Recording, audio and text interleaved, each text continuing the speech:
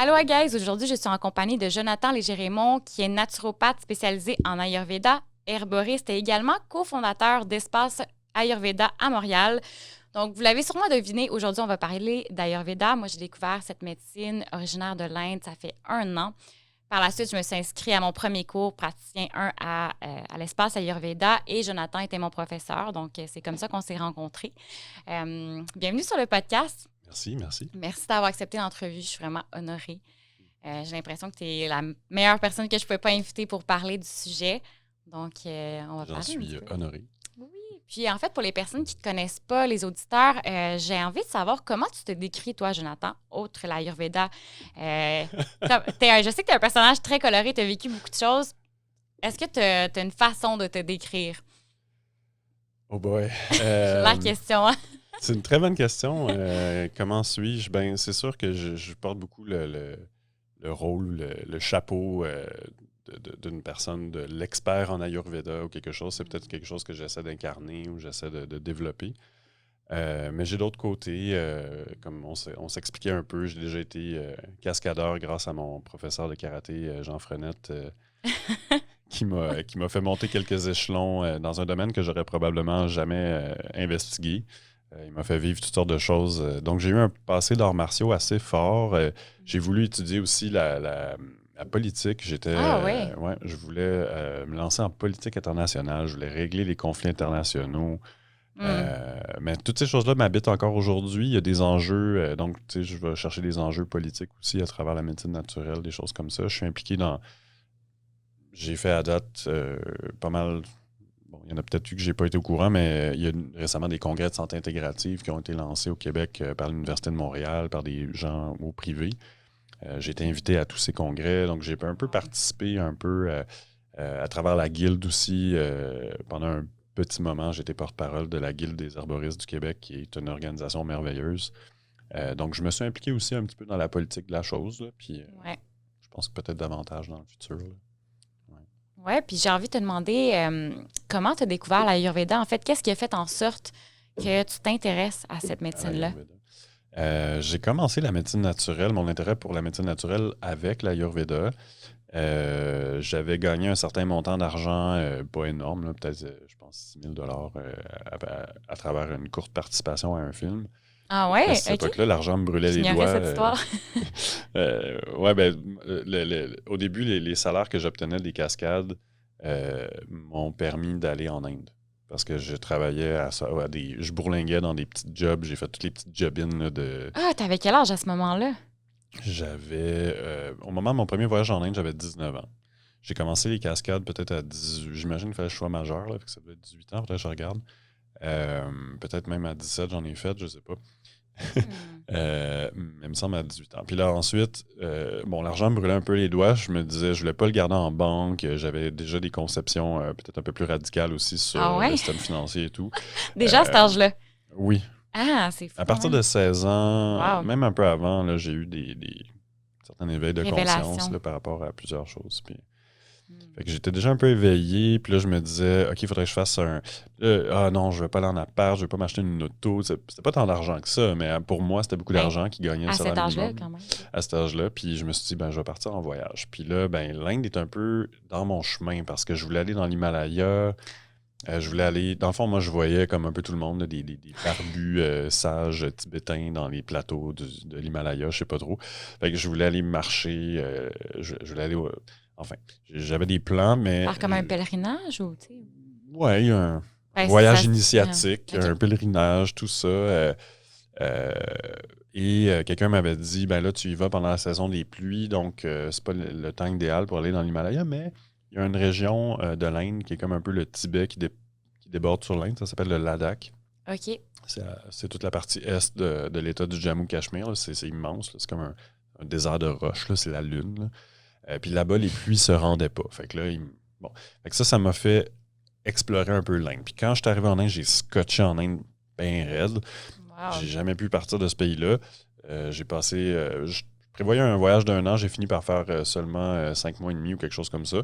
Mais j'ai fait un tout petit... Sur la map monde, j'ai fait un tout petit cercle, mais j'ai traversé comme Cachemire, Ladakh, Himachal Pradesh, J'ai vu beaucoup, un monde hindou, un monde musulman, un monde bouddhiste. Après 2 mois dans chaque endroit. Donc, je suis revenu de l'Inde avec... J'ai eu ma... L'Inde, c'est comme de l'héroïne souvent. Là, peut-être de moins en moins parce que... Tu veux dire quoi par là? C'est très addictif, l'Inde. Très, très addictif. Qu'est-ce qui était addictif dans ce pays-là? La facilité d'exister en Inde, surtout en tant qu'étranger. Je dirais, on n'est pas soumis. Habiter en Inde, je n'habiterais pas en Inde parce qu'entre eux, ils sont assez durs les uns les autres. Il y a beaucoup d'exclusion sociale, il y a beaucoup de... hiérarchie. C'est pas si facile vivre, habiter en Inde, puis il y a beaucoup de médisance, il y a beaucoup de...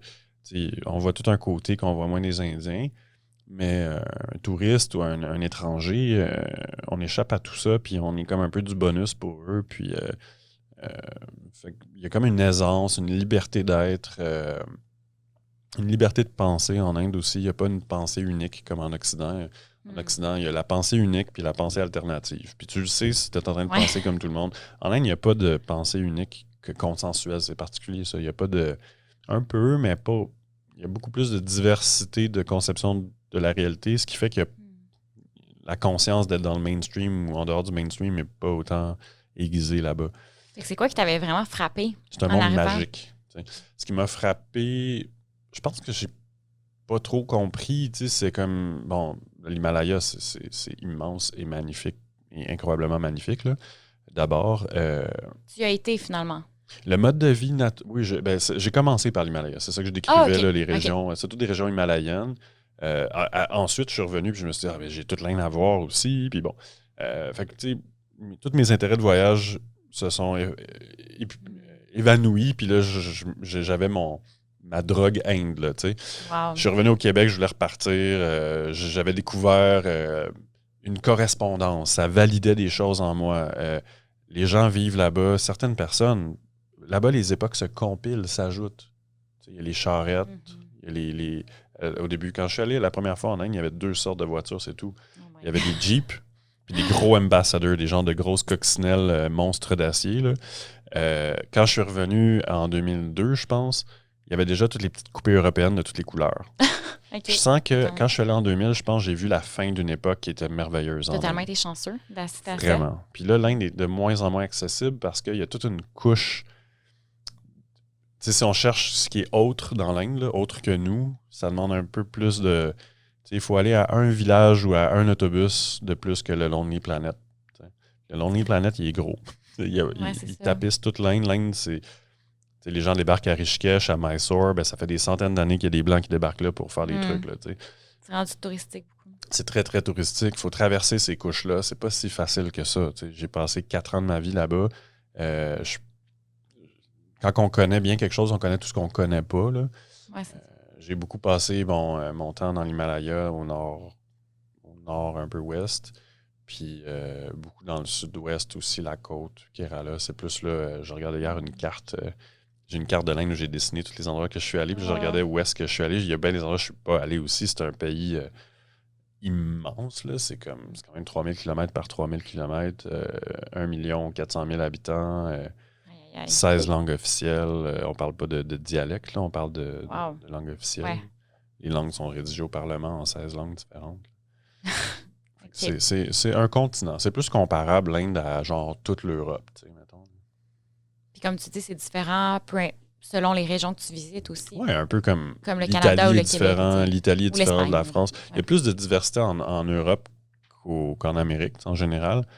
Puis ça représente un peu plus... Je trouve que l'Inde se compare bien à l'Europe, version Inde. Dans le sens, en Europe, tu t'attends pas à ce que le monde en Norvège vive comme en Italie. Exact. En Inde non plus, mais en même temps, il y a des points communs aux Européens, comme il y a des points communs aux Indiens. Puis là, après, dans l'Italie, il y a d'autres régions, tu sais. Fait que c'est un peu pareil. En Inde, tu as des États, puis là, dans les États, tu as des régions, mais un État indien, il peut avoir... Kerala, ils sont 40 millions, je pense, 30 millions, 40 millions. Il y a la population du Canada. Aïe. Ils ont des montagnes, ils ont des forêts, c'est une des provinces des États, les plus peuplés de l'Inde. Pourtant, je ne me suis jamais senti trop à l'étroit, puis jusqu'à tout récemment, il n'y avait même pas de grandes villes. Là, dans les 10 dernières années, il s'est mis à s'urbaniser beaucoup. Mais jusqu'à pas si longtemps, il n'y avait même pas de ville qui dépassait bien 1 million d'habitants au Kerala. Pourtant, c'est rouge foncé dans les cartes démographiques. C'est une des régions les plus concentrées à l'intérieur de l'Inde. OK. Mais malgré tout, il y a plein de Ça nature. se ressent pas nécessairement, tu sais. Non, les gens imaginent que on est toujours coincés les uns sur les Ouais. autres. C'est pas vrai, là. Oui, il y a des endroits, si tu vas dans le métro de Mumbai, si tu vas dans le train de Mumbai, là, Ça se peut que ça mais bon, si tu ça vas soit à l'image typique. Berry-UQAM aux heures de pointe aussi, il y a du monde. Oui, c'est ça. Puis là, donc là, tu débarques en Inde, tu as 19 ans. Est-ce que tu es, dès ton premier voyage, mis en contact avec l'Ayurveda? Oui, à travers une bonne vieille tourista carabinée bordant sur la dysenterie. Un peu dangereux, là. J'étais rendu perte de poids. Que tu as attrapé dès ton arrivée? Non, à un moment donné, là. Je OK. me rappelle plus trop quand, mais pas de mon arrivée. Puis, je pense que c'est vers la fin du voyage, de mon premier voyage, ça remonte à loin. Puis là, je suis allé voir. Moi, j'étais à côté c'était à Dharamsala, qui n'est pas du tout original comme endroit où aller, mais qui est un très, très bel endroit. Après Dharamsala, Dharamsala, c'est l'agglomération qui est connue là, pour les réfugiés tibétains. Puis le Dalai Lama. OK. En fait, il habite dans une autre petite agglomération qui s'appelle à côté, qui est McLeodganj. Puis après, il y a d'autres municipalités comme Bagsunag puis Dharamkot. Puis c'est un peu l'arrière-boutique de tout ça. Puis c'est là où c'est la frontière entre la civilisation puis les montagnes nues. Là. Puis moi, j'aime beaucoup exister dans cet entre-deux-là. Puis il y a comme un petit village hippie en même temps à travers ça. Puis dans le sens que c'est un peu comme le plateau Mont-Royal, mais dans les montagnes. Là, tu peux avoir un Buddha Bowl. Genre, en tout cas, c'est une espèce de truc un peu style culture internationale. Là, mais c'est un des endroits de là qui a émergé beaucoup de choses dans la culture internationale des voyageurs, là, comme Thaïlande, Inde et tout. Puis dans cet endroit-là, donc, il y a des médecins tibétains. Ça a été mon premier contact avec la médecine naturelle. Okay. Puis je suis allé voir parce qu'ils ont parmi les meilleurs médecins tibétains du Tibet sont là pour accompagner le gouvernement tibétain. Parce que tu étais vraiment mal en point. J'étais vraiment mal en point, oui.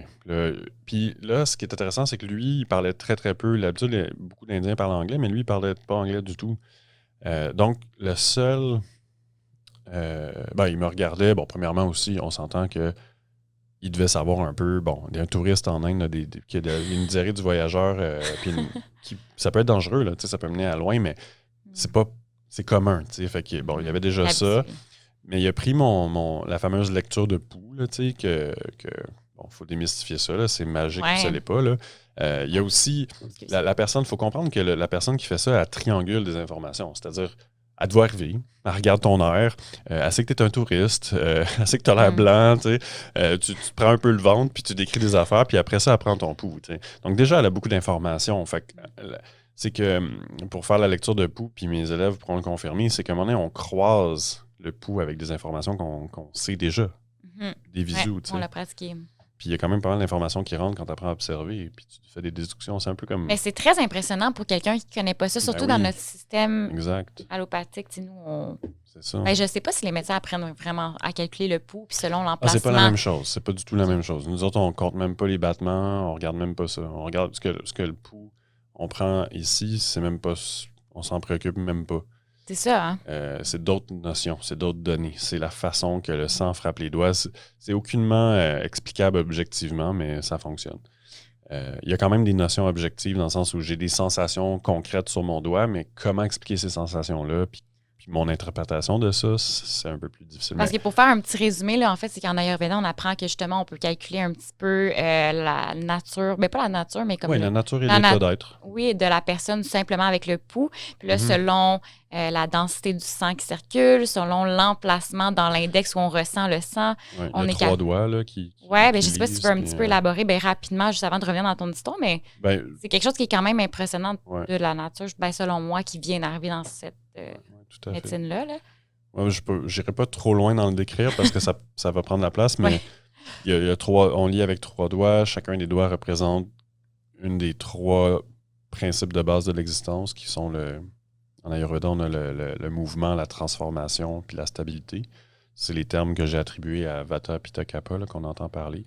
Mais on peut scientifiquement identifier que toute forme d'existence, comme un atome, il y a du mouvement, il y a un potentiel chimique de transformation, puis il y a une stabilité parce que l'atome il tient en place, il y a le positif-négatif qui s'attire, le noyau de l'atome, il y a une structure qui... Bon, l'atome demeure, là, il reste. D'ailleurs, c'est assez stable, un atome, là, c'est assez dur à casser. Ça prend... avec la bombe nucléaire, c'est ça qu'on faisait, casser des atomes. Fait que c'est assez difficile de se rendre là. Donc, il y a... ces principes-là sont un peu partout. Puis, bon, pourquoi est-ce que tel doigt lit ça? Puis comment est-ce que... Bon, ça, c'est une autre histoire. Mais toujours est-il que ce jour-là, la personne qui a lu mon pouls, elle avait un peu d'informations, mais elle avait très peu d'informations. Puis ça l'a un peu mis en relief la question, mais comment elle a fait? Comment... Là, justement, ces notions-là, je ne les connaissais pas du tout. Là. Et là, on parle du pouls ayurvédique, mais bon, c'est toujours le même pouls. C'est juste que, bon, la médecine chinoise a une façon de le lire, la médecine tibétaine a une façon de le lire, l'ayurveda, mais même à l'intérieur de l'ayurveda ou de la médecine chinoise, il y a différentes façons. Fait que c'est plus du savoir-faire que du savoir tout court. C'est plus un savoir-faire qui est transmis. Fait que ça se transmet pas super bien dans un livre. Non, c'est ça. Il y a un livre là-dessus en Ayurveda qui est Secret of the Pulse par Vasant Lad. C'est intense comme livre pour quelqu'un qui commence. C'est beaucoup de notions intellectuelles. Puis bon, il y a toute une notion de savoir-faire. Puis à un moment donné, si ton savoir intellectuel dépasse un peu trop c'est comme si tu sais c'est quoi... tu sais tout de construire une maison, mais tu n'as jamais construit une. Ça se peut qu'il y a des choses qui soient un peu mésadaptées là, ou que tu ne sois pas nécessairement top sur un chantier. Tout ça pour dire que je suis sorti de là, puis la personne m'a soigné avec des médecines. Donc, la personne a conclu que j'avais quelque chose, d'après la lecture de pouls notamment, puis la lecture de mes signes vitaux. Puis ensuite, elle m'a recommandé des produits qui étaient sous forme minérale, parce qu'au Tibet, ils n'ont pas bien de plantes. OK. C'est pas mal la lune. C'est pas mal, si tu vois des arbres, c'est parce qu'il y a des humains qui les ont fait pousser. Il n'y a rien. C'est la mousse, puis c'est toundra-esque. Ils font pas affaire quand même avec l'Inde. Ben, c'est des zones isolées depuis toujours. OK. De toute façon, j'imagine qu'ils ont leur technique qui fonctionne. Ben oui, puis ils ont développé ça à des époques antérieures où il y avait encore moins de commerce, puis il n'y en a pas tant que ça de nos jours, puis c'est pas des frontières faciles à traverser. Là, c'est une barrière. Même les avions ne survolent pas l'Himalaya encore. Là, je veux dire, on n'est pas rendu à conquérir cet espace-là tout à fait. Les routes se font détruire par des glissements de terrain à chaque année. Moi, OK. Ça arrive assez souvent que moi-même, il a fallu à un moment donné que mon autobus s'arrête, puis il est arrivé des pelles mécaniques pour enlever une grosse pierre tombée sur le chemin, puis ça n'a pas marché, puis on fait venir un dynamiteur. Fait que là, on a vu un dynamiteur. Mais tout ça, t'attends que ton autobus continue son chemin, puis là, tu vois des pelles mécaniques, puis là, ça marche pas, puis là, tu vois les artificiels. C'est moins spirituel comme voyage dans l'Himalaya que qu'est-ce que tu imaginais, tu sais. C'est kind of fun. Ça fait une aventure, oui. Une aventure, une grosse rush, se faire blaster. Puis en même temps, ce qui est spirituel là-dedans, c'est que tu demandes la permission à la montagne pour passer, parce que tu réalises que c'est la montagne qui décide si elle va écrouler un rocher sur ton autobus ou pas, tu sais. Ben oui. Ça l'apprend à lâcher prise aussi. Oui. Puis ça montre que l'humain n'a pas la domination domine pas toute la nature. Ça, c'est kind of fun, tu sais, avoir un petit reminder. Oui, tu sais, d'être un peu à la frontière de ce qu'on peut faire. Fait que bref, cette personne-là m'évalue, me donne un remède, ça fonctionne aussitôt après le nombre, je sais pas, 2 semaines de grandes maladies, inconfort. Et là, ben, la question qui vient, c'est comment il a fait? Puis moi, j'ai un petit, mon petit... je me suis relaxé sur la capacité de mon cerveau à tout comprendre, là, mais tu sais, j'étais un petit jeune intello qui veut tout comprendre, là, tu sais, puis là, ben, c'est quoi cette affaire-là? Comment je fais pour comprendre ça? Il y avait du mystère là-dedans, puis là, ensuite, j'ai voulu percer ce mystère-là. Puis là, j'ai réalisé que la médecine tibétaine, ben, les livres... Qu'est-ce qui t'avait prescrit? Seulement des minutes? Excuse de t'interrompre, mais juste... Comme, qu'est-ce qui t'avait vraiment marqué dans la prescription qui est différent de notre système à nous que tu as fait? Je veux dire recommandation parce que prescription, c'est réservé aux médecins, mais quoi qu'en Inde, la loi est différente. En Inde, la loi est différente, fait que je suis pas sûr, hors de tout doute, mais je pense qu'on peut parler de prescription en Inde pour les médecins ayurvédiques, mais je ne sais pas si lui avait ce statut-là, mais bon, c'est des détails légaux, là. Mais il m'a recommandé des produits ou prescrits dans ce cas-là. C'était des pilules minérales. Je ne sais même pas c'était quoi la composition parce que c'était écrit en tibétain, mais c'était probablement genre 6, 7, 8 minéraux différents. OK. Peut-être... c'est de la terre, essentiellement. Ça goûtait vraiment pas très bon. OK. Fait que c'était rien d'extraverti encore, mais d'extraverti. C'était rien de... Pas trop extravagant. Extravagant. Moi, je trouve ça assez bizarre, là, des minéraux. Là, c'est assez... Oui, quand même. Oui, c'est vrai. Peut-être que c'est mon univers. C'est sûr que tu as entendu d'autres histoires de ma part encore plus extravagantes, là, comme les histoires de mantra puis tout ça. Là. Ouais. Mais Oui. Fait que de Mais répète, cette t'as fois-là, commencé à... c'était des minéraux, puis il fallait que je les écrase, boire avec l'eau chaude, là, tu sais. OK. Des pilules, là, puis ça goûtait pas mal dégueulasse. Euh, Puis là, je me suis intéressé à cette médecine-là, mais les livres disponibles étaient très peu compréhensibles.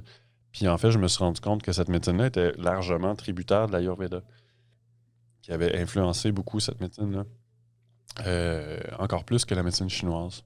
Wow, OK. Puis là, découvrant ça, je me suis rabattu sur les... J'étais en Inde aussi, je me suis dit, je vais étudier la médecine indienne aussi. Puis les livres d'Ayurveda étaient un peu plus vulgarisés. Il y avait des livres vulgarisés adaptés. Donc là, je me suis mis Donc, mon premier contact avec la médecine naturelle, c'était un médecin tibétain. Ensuite, j'ai étudié l'Ayurveda, qui était un peu proche de ça.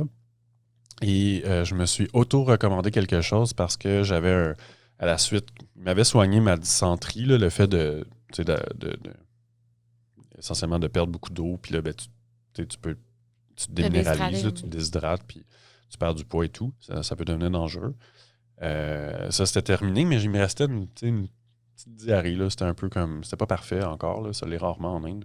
Ben, depuis quelques temps, j'ai...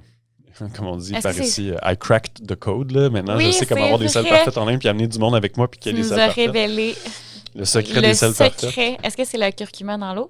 Non, mais c'est pas c'est jamais un secret. Là. Il y en a plusieurs. Faudrait en parler un temps, on fera un podcast là-dessus. Là, comment gérer les touristas. Tu sais. Ben, c'est beaucoup l'élément, pour ceux qui connaissent un peu les notions, c'est beaucoup le pitta, la transformation. On fait tellement d'affaires dans le sud, très acidifiantes, on pourrait dire dans nos termes à nous. Très feu, tu sais, c'est piment fort, jus d'ananas, des trucs salés, des trucs... tu sais, on se rend compte que le sud, c'est très sud. Autant que nous, on va prendre une crème glacée dès qu'il fait 10 degrés, puis il fait un peu soleil, puis là, on s'en va à la crème glacée, puis là, ils nous regarderaient, c'est comme... Qu'est-ce que tu sais? Ouais, c'est ça. Nous, on est des gens de pays froids. Là. On boit de l'eau froide, on mange de la crème glacée en hiver, puis les Indiens seraient horrifiés, là, puis... Nous, on boit du thé chaud à 40 degrés Celsius. On est comme de quoi tu parles, tu sais. Fait que c'est bon. Il y a des notions culturelles là.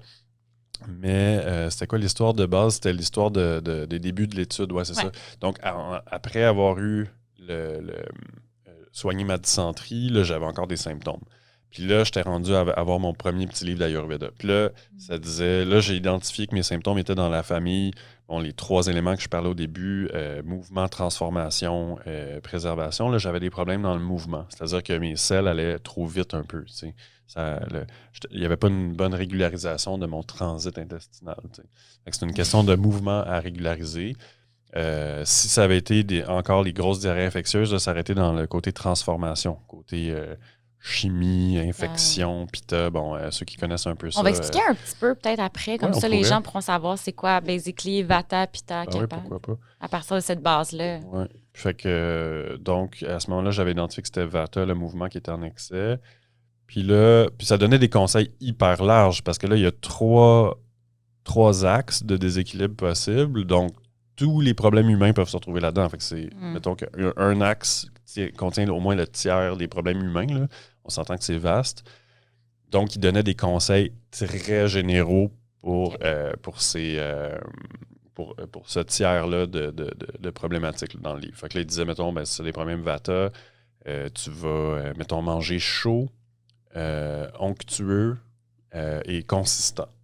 Bon, ça, c'est facile. En Inde, tu te commandes tu as un curry quelconque de légumineuses, un autre de légumes, puis du riz, puis tu as du chaud, tu as du consistant, puis tu mets plein de sauce sur ton riz, puis là, tu as de l'onctueux.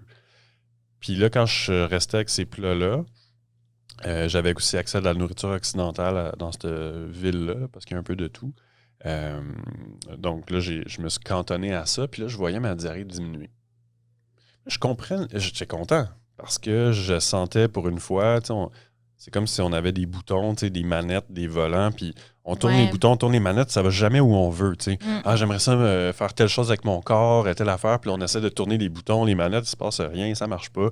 Là, je sentais que le manuel d'instruction disait, si vous êtes trop à gauche, tournez à droite. Puis là, je tourne à droite, ça tourne. Là, oh mon Dieu, j'ai une emprise. Mini victoire là, j'ai une emprise sur quelque chose. Mais là, je me suis dit, c'est quoi le rapport? C'est quoi le rapport avec ma diarrhée?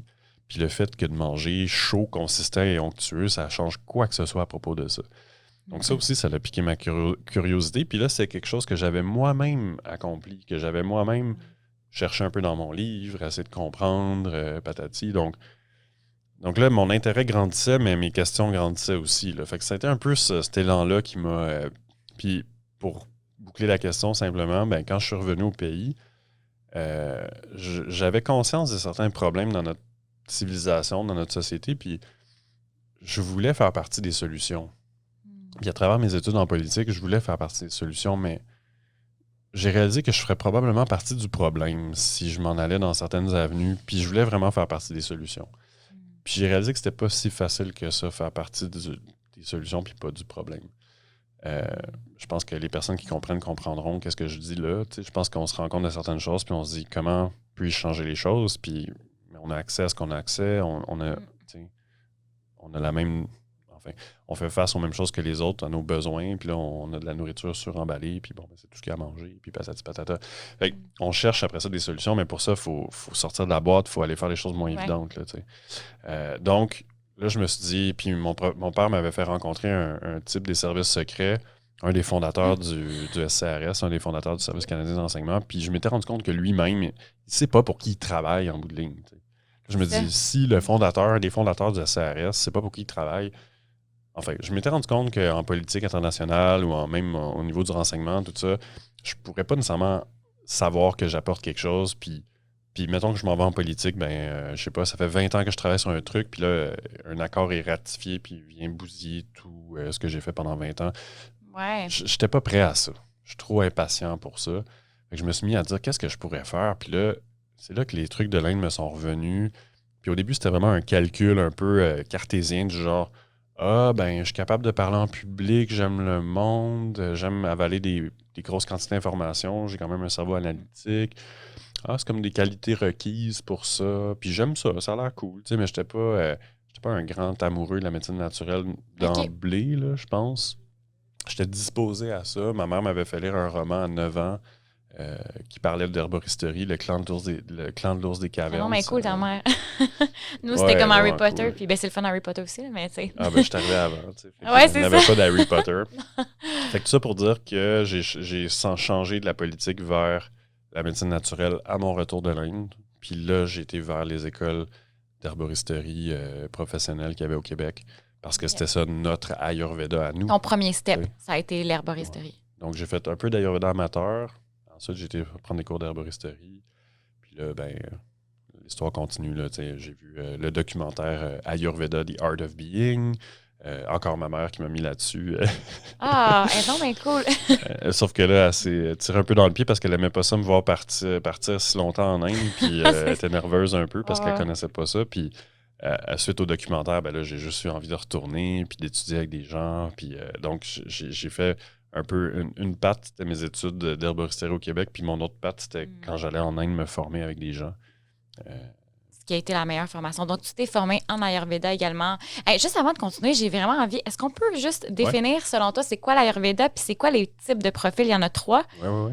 Tu sais, pour monsieur, madame, tout le monde qui vient de découvrir ça, comme ça, on va pouvoir continuer à en parler un peu plus. Mais... Oui, bien sûr. Comme on a vu ensemble dans le cours 101, l'Ayurveda, c'est littéralement, ça veut dire science de la vie. C'est un peu comme dire, ici, tu as les naturopathes qui ont un certain style de pratique, mais tu as la naturopathie, en termes conceptuels, la naturopathie, pas dans les faits, là, parce que tout le monde ne va pas à une école de naturopathie, mais la naturopathie, on pourrait mettre là-dessous toute la médecine naturelle. Comme, mettons, on pourrait mettre quasiment l'ostéopathie, on pourrait mettre l'herboristerie, dans les faits, ces choses-là sont étudiées différemment. Puis la naturopathie, c'est moderne, c'est plus une genre de médecine interne qui est pas mal collée des fois sur la médecine, d'autres fois plus sur l'herboristerie. Mais, mettons, l'Ayurveda, ça serait comme si on mettrait le gros titre naturopathie, mais de l'Inde ou du monde indien. Après ça, donc, parce que science de la vie, c'est bien beau, mais c'est quand même ça, c'est une science qui étudie la vie. Puis c'est une science parce qu'on cherche les vérités, puis on est prêt à se tromper en Ayurveda. Il n'y a pas de Bible ayurvédique, mais ça, il faut que je le rappelle parce que des gens ils aiment ça faire des livres, une Bible, mais même dans les livres ayurvédiques, il y a des précisions qui nous disent ceci est les connaissances telles qu'on les a élaboré jusqu'à maintenant, poursuivez. Arrêtez-vous pas à ça. Ils Parfait, ils nous parlent rarement. Ceci est la vérité pour toujours. Oui. Puis je pense que c'est la seule. C'est une des seules adresses de la personne qui a écrit le livre au lecteur. C'est une des seules choses qu'ils disent au lecteur dans les lectures. OK. Il y a très peu il y a beaucoup de textes là, comparés aux autres textes anciens, mais on s'entend que les textes anciens, ils n'écrivaient pas des livres à pu finir là, sur tous les sujets avec de la prose puis des longs paragraphes. Tu parles dans les Védas. On peut lire ça. OK, ça, c'est les pas Védas, c'est pas de la littérature ayurvédique. OK, mais moi, je croyais que la littérature ayurvédique se trouvait dans les Védas. Non, absolument c'est une pas. partie des... Ah, OK. Non.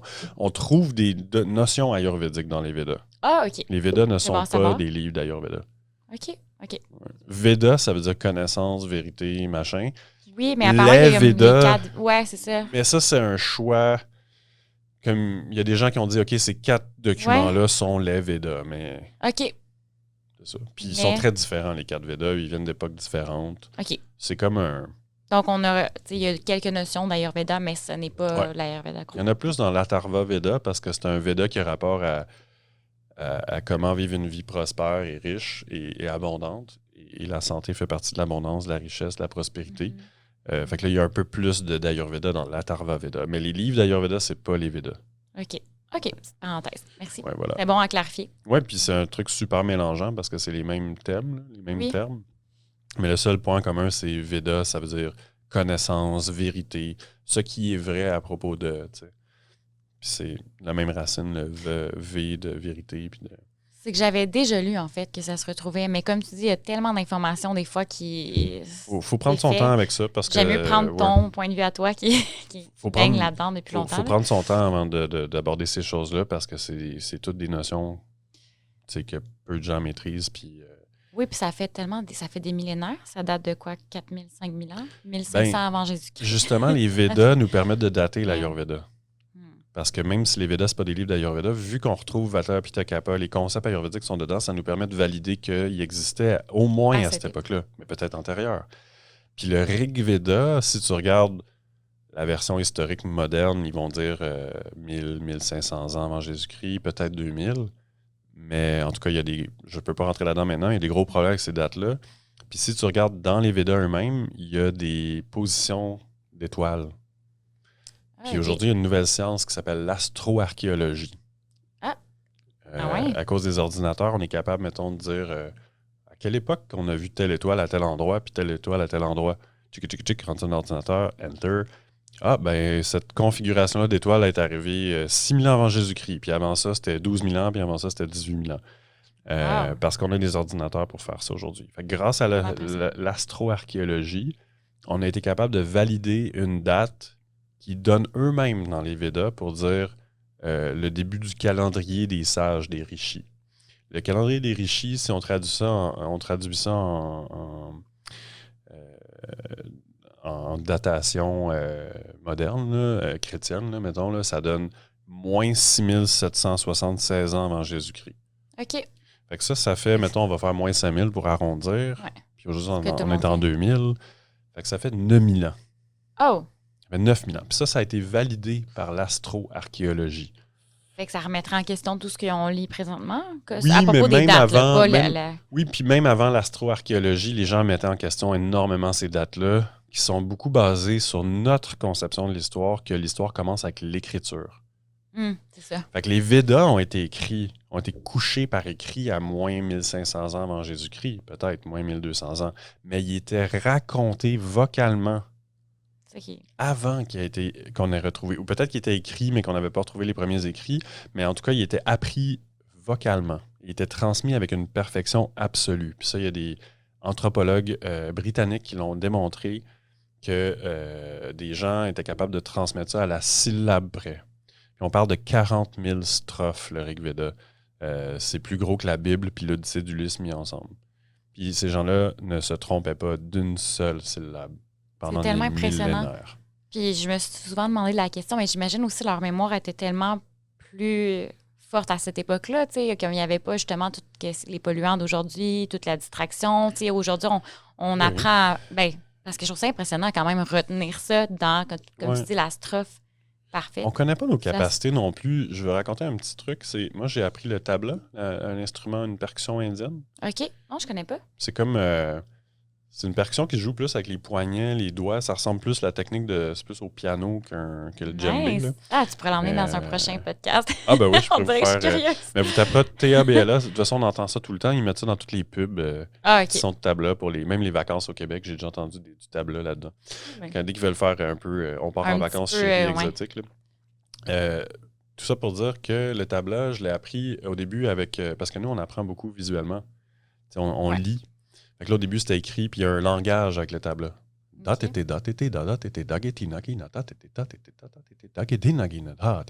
C'est comme un langage de percussion. OK. Puis ça, je le lisais au début, j'apprenais le tabla, puis je suis comme je faisais les mouvements qui allaient avec les lettres. Puis à un moment donné, mon prof de musique au 3e séjour, là, il fait comme bon, that's it, là, on va arrêter les niaiseries. Je t'enlève mais là, non, mais moi, je joue avec mes partitions, là, tu sais, ou c'est comme ça que je les apprends, du moins. Il me l'enlevait, puis là, il me l'apprenait vocalement. C'était quoi donc? OK. Là, il me le répétait encore, l'air un peu fâché, mais juste pour rentrer, là, tu sais. Puis à un moment donné, c'est tellement intéressant. il a forcé mon cerveau auditif. Dans le fond, je me suis rendu compte que je pouvais apprendre d'une manière que j'apprenais jamais. J'apprenais toujours avec mes yeux à lire un texte, puis oui, il faut que je le lise pendant que tu me parles. Mais là, c'est comme, non, je t'enlève ton livre, là. T'as juste, écoute-moi, là. Écoute. OK, j'ai oublié les 3 quarts de ce que tu as dit, peux-tu répéter? Il répétait. Puis à un moment donné, il s'est passé on était jusqu'au point où il pouvait parler, puis mes doigts bougeaient. Puis mon cerveau, après, se rendait compte de ce qui se passait quasiment. Donc, il y avait à un moment donné des nouvelles connexions qui se faisaient. Comme avant, on faisait plus des dictées, on faisait plus, tu sais, répéter toute la classe au tableau, puis... Fait qu'on a beaucoup appris visuellement au point où on est rendu qu'on apprend plus. On pense qu'il n'y a pas d'autres... Moi, quand j'étais jeune, je faisais de la caisse. J'ai fait de la caisse enregistreuse, là, des jobs de caissier. Depuis ce temps-là, je donne toujours le change exact pour avoir le moins de change en retour. Aujourd'hui, je vois une panne de courant, puis le caissier n'est même pas capable de faire de l'arithmétique simple. Là. 10 moins 3, là, c'est genre, ça prend une calculatrice. Là. Tellement on relate sur les machines, puis on a appris à plus. On a un cellulaire dans les mains, on a une calculatrice avec nous tout le temps. Oui, puis j'avais entendu aussi que c'est relié aux émotions, l'apprentissage. Ah oui, je me suis fait dire qu'on peut apprendre relié, émotivement. Fait que, tu sais, comme justement le fait que verbalement, tu disais des mots, peut-être ça crée chez toi, tu sais, comme une énergie ou quelque chose, une émotion, puis ça, ton cerveau l'associe peut-être à une note. Ah, il y a peut-être ça aussi. Moi, je pense pas avoir appris avec ce véhicule-là parce que c'était... Quoique j'avais peut-être peur de mon prof à un moment donné parce qu'il commençait à... Mais ça nuirait à ton apprentissage. Mais moi, ça me stimulait, là, c'est bon. Enfin, mais moi, c'était plus oral. Puis, mais je me rends compte qu'on s'en sert pas. On a toujours des trucs... On a l'Internet pour nous rappeler toutes les informations qu'on a besoin de se souvenir. Fait qu'on ne se souvient plus par nous-mêmes. Ça fait peur. Ce qu'on n'utilise pas, on dit la fonction tonifie la forme. C'est logique, là. Si tu n'utilises plus ton bras... Ouais. Tu n'utilises plus la fonction de ton bras, ben, tu vas perdre la forme de ton bras. Fonctionne aussi, tu crées des chemins puis tu les utilises plus du jour au lendemain, justement, ton cerveau arrête de faire des connexions. Voilà. C'est pour ça qu'on dit les gens qui vieillissent, mais je veux faire des apprentissages pour pas justement vieillir. Parce que oui, tu peux garder ton cerveau vivant si tu. Mais c'est constant. Je pense qu'on n'exploite pas assez notre mémoire. Puis là, on regarde les anciens qui ont fait des choses fantastiques, mais tu sais, c'est un peu comme nos athlètes qui réussissent à faire des choses fantastiques parce qu'ils s'entraînent fort. T'sais. Vraiment. Donc, l'Ayurveda, à cette époque-là, a été transmis de façon orale pendant des siècles, jusqu'aux premiers écrits. Mais il n'y avait pas vraiment d'écrits avant qu'il y ait des écrits en Ayurveda, donc c'était plus des notions de naturopathie indienne qui venaient de différentes sources, en fait. Il y avait toutes sortes de sources différentes. C'était une société complexe. Il y avait eux aussi leurs propres autochtones avant que certains peuples arrivent, puis patati, patata, longue histoire. Donc, il y avait... l'Ayurveda identifie comme source de l'Ayurveda des toutes sortes de tribus. Bon, tribus, faut pas... aujourd'hui, ils vivent avec des chemises puis des pantalons, là, mais des ethnies, disons, là, tu sais. Des ethnies autochtones à l'Inde qui, aujourd'hui, sont réduites à quelques populations comparées à la population hindoue majoritaire. Fait que eux qui vivent dans les forêts, les endroits naturels, il y avait les yogis, les gens qui se retiraient, qui faisaient il y avait beaucoup de gens de tout temps en Inde encore aujourd'hui qui faisaient des retraites de l'ascèse. Mettons, je m'en vais dans une grotte puis je parle à personne pendant un mois. Ces gens-là aussi devaient se guérir parce qu'ils vivaient dans une grotte, ben, s'il arrivait de quoi, ou il fallait qu'ils puissent se soigner. Puis comme ils ne mettaient pas plein de substances tout le temps dans leur corps, ben, quand tu as fait un jeûne puis tu goûtes une plante médicinale, tu es plus à même de savoir qu'est-ce que la plante a fait parce que tu n'as pas besoin d'isoler l'effet de la plante de tout ce que tu fais d'autre dans ta vie. Fait que, il y avait les yogis, il y avait les féminins comme masculins, il y avait les tribus des forêts, il y avait les médecins un peu plus de ville ou de village. Donc, puis il y avait un peuple en particulier qui s'appelle le peuple tamil, que les Français ont de façon non élégante, voulais-je dire, appelé les Tamouls. Ah, mon Dieu, OK. Les Français font ça des fois. Puis c'est des Ouais, Tamils. c'est vrai, ça. C'est des Tamils. Moi, je continue à dire Tamil, même en français, si on dit Tamoul, je trouve ça laid. Fait que c'est des Tamils. Puis les Tamils, ils n'ont pas de turban. Ça, c'est les Punjabis, puis, puis les gens de la religion sikh. Mais on a tout mis ça dans le même paquet. Les Tamils, c'est des gens sont petits en général. Ils ont des nez effilés. Ils ont des traits très, très fins. Puis ils ont une peau très, très foncée. C'est un mélange entre un peu de sang asiatique, australien, puis d'Afrique noire. Ah, OK. Puis les Tamils sont situés dans le sud-est de l'Inde. Ils débordent sur le Sri Lanka. Il y en a en Malaisie. Puis ils sont 100 millions dans le monde. On a beaucoup de Tamils à Montréal puis au Canada. Il y avait même une organisation politique qui soutenait les Tamils du Sri Lanka au Canada. Ah, je savais pas. Fait que les Tamils, ça, c'est un vieux peuple qui a une histoire enregistrée de 30 000 ans. Puis des cartes pour le prouver.